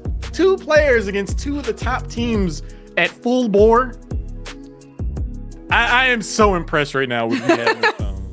I am so psyched for them. That last game, like, I could do that replay again, honestly. Like, I could watch that again because there was so much happening in such a short span of time. But, like, a lot of that rise to victory for We Have No Thumb came from game number 4, which was also on Storm Point. If you remember, we were on board with Wu-Tang in the final 2 fights. They tossed that Gibby ult and got the first knock. And We Have No Thumb again. From being a man down, they ended up coming back and winning that 2v3 to take that game 4 win. And so now we're coming all the way here to game number 7, and they do just the same. You definitely cannot count out that team.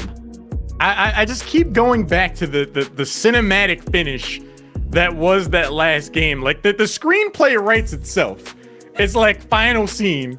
Mostly White is like, Chaotic, win me this game. Do it for us. I'll sacrifice myself. And Cat's like, no! And then he goes out and gets shot up, and he's like, no! I'll win it for you. Wipes away the tears, crawls out, final moment, eats the thermite at the beginning, and he's like, I'm doing this for you!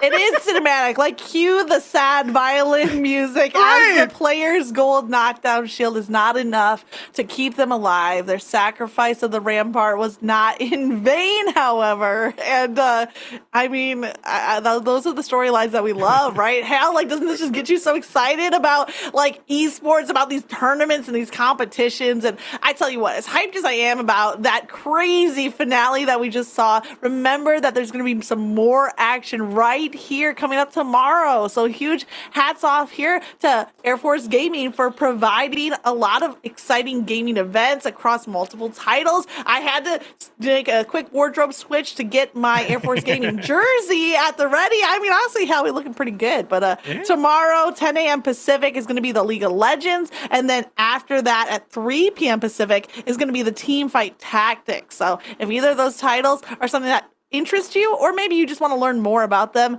come back right here tomorrow for some more awesome tournament action.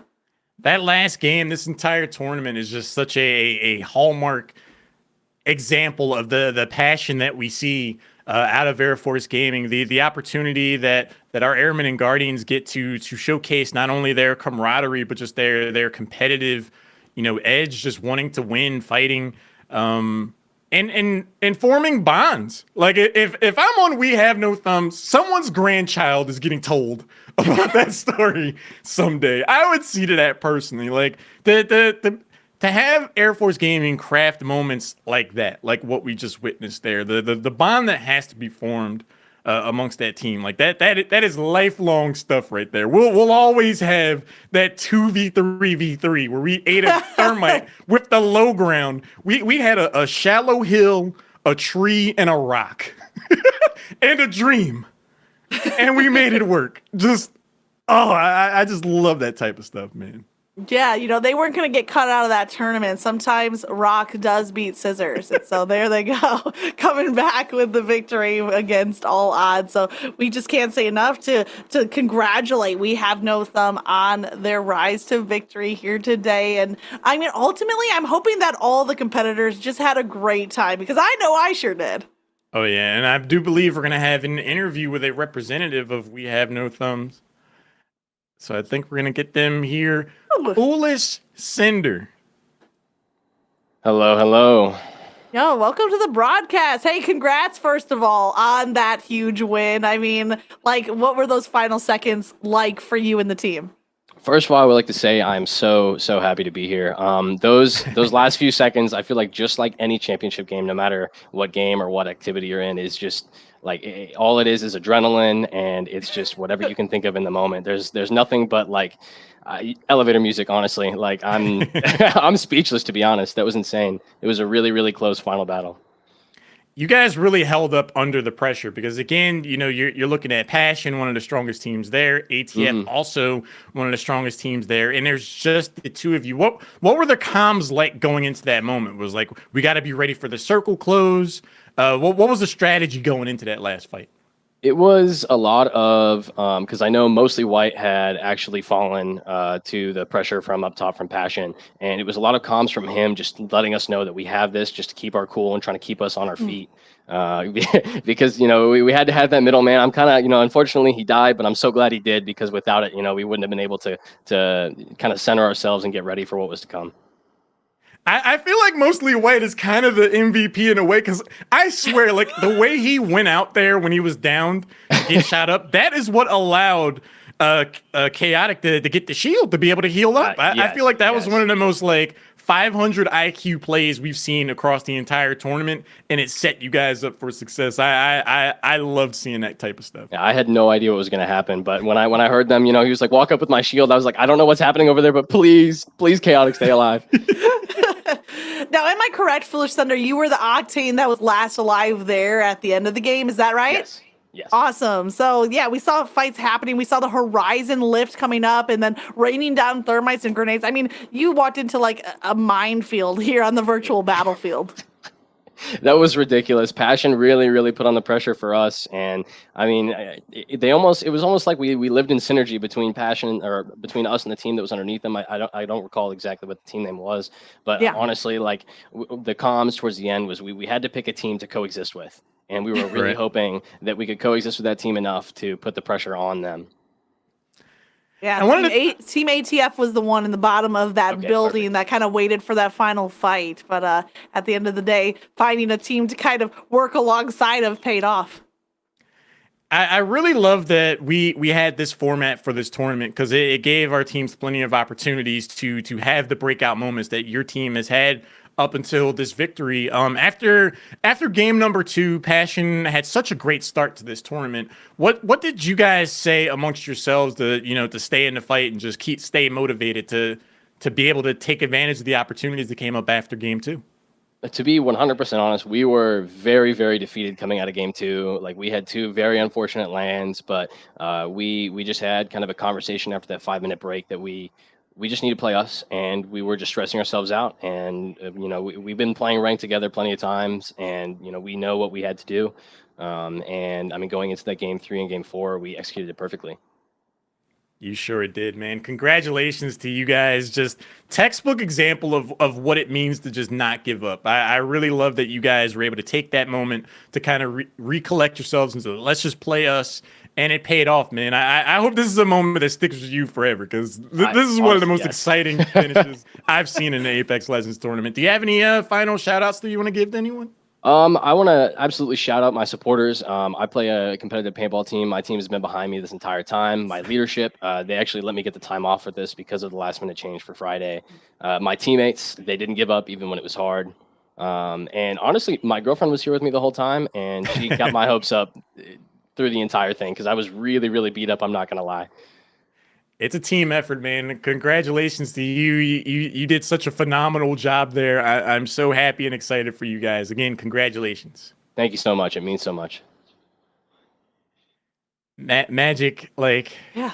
you cannot craft a better finish to a tournament. And what a great guy to finish it out with. Like, you can tell that he really put his heart out there and just played, left everything on the field and came away to victor. Like, I just love seeing that type of stuff. I mean, I have literal like goosebumps on my arms right now because like this is the moments that we love to see. And you know, admitting after game 2 a little bit defeated, but then rallying because of all the support around Foolish Sender and the rest of this We Have No Thumb team, and they rise to victory. Absolutely beautiful.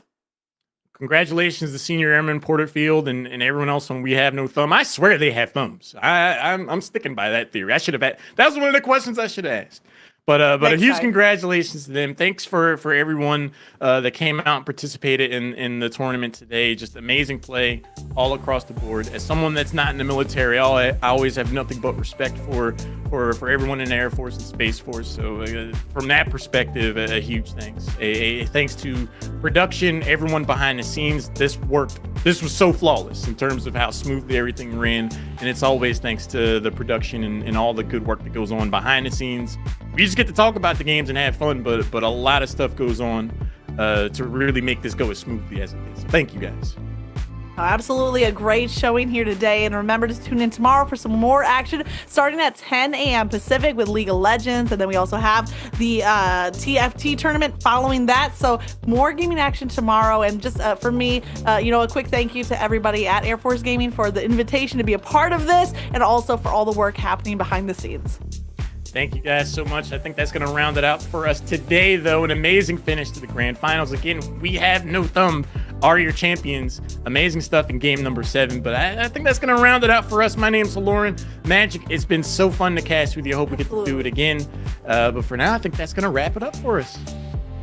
All right. Have a good night, everybody. It looks like the blast is going to come through. Wrench Gobbler's not having a week.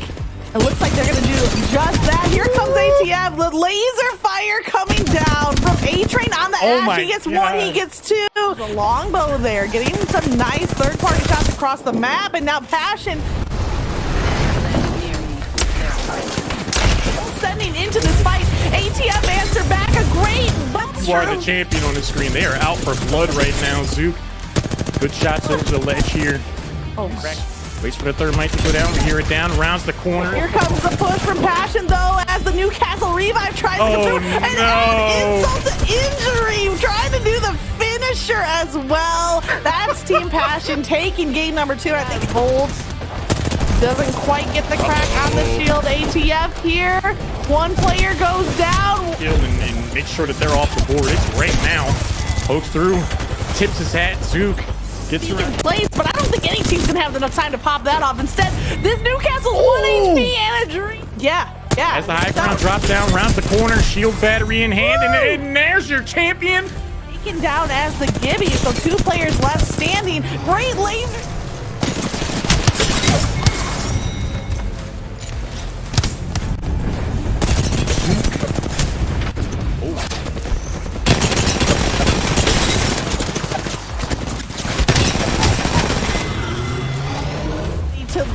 Let loose. Here come the shots left and right. First player goes down. Sleepers have the last player. Fight. We see some pretty low. See a low health bar. What a weak is low. Passion on the road is an absolute shooting gallery for A-Train up here with the high ground, doing what he wants as they please. And here comes the collapse. trying to hit with his Peacekeeper. Doesn't connect from that shot. 63 on the second. Needs to reload instead. Swaps weapons and ATF. But not enough. This player surviving behind the wall with just like 5 health. Lapping back down, trying to pop the Phoenix Kid while on the way down. But now what a grenade trap inside of this room. That grenade was perfectly placed. And then the follow-up shots from the Volt team have opportunity. I fully expect to see bodies drop. Here we go. The throwables, the Horizon lift coming in absolutely huge for Horizon. And now the Havoc plays charge.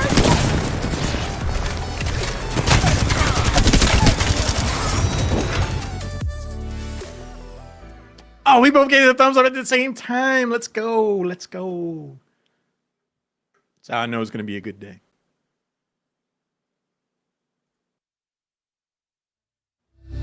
I'm so depressed and I don't know the reason. Just hope I feel better. Don't know the reason. Just hope I feel better. I just hope I feel better. You said that you love me. Don't know if it's still true. Hate it when you're not here. Love it when I'm with you. You say you don't trust me. All the shit we've been through. Why you always upset? I don't really get you. I don't really get you. Why should I always gotta be so stressful? Baby, can you tell me why are you so vengeful? I don't understand you. I can't live without you, but I can't fucking stand you.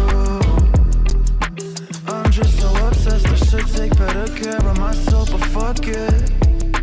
Blacked out in public on that like she upset, but I know she love it. I hate my reflection and I look at you, all I see is perfection. I'm so depressed and I don't know the reason, just wanna feel better. Hate my reflection when I look at you, all I see is perfection. I'm so depressed and I don't know the reason, just hope I feel better.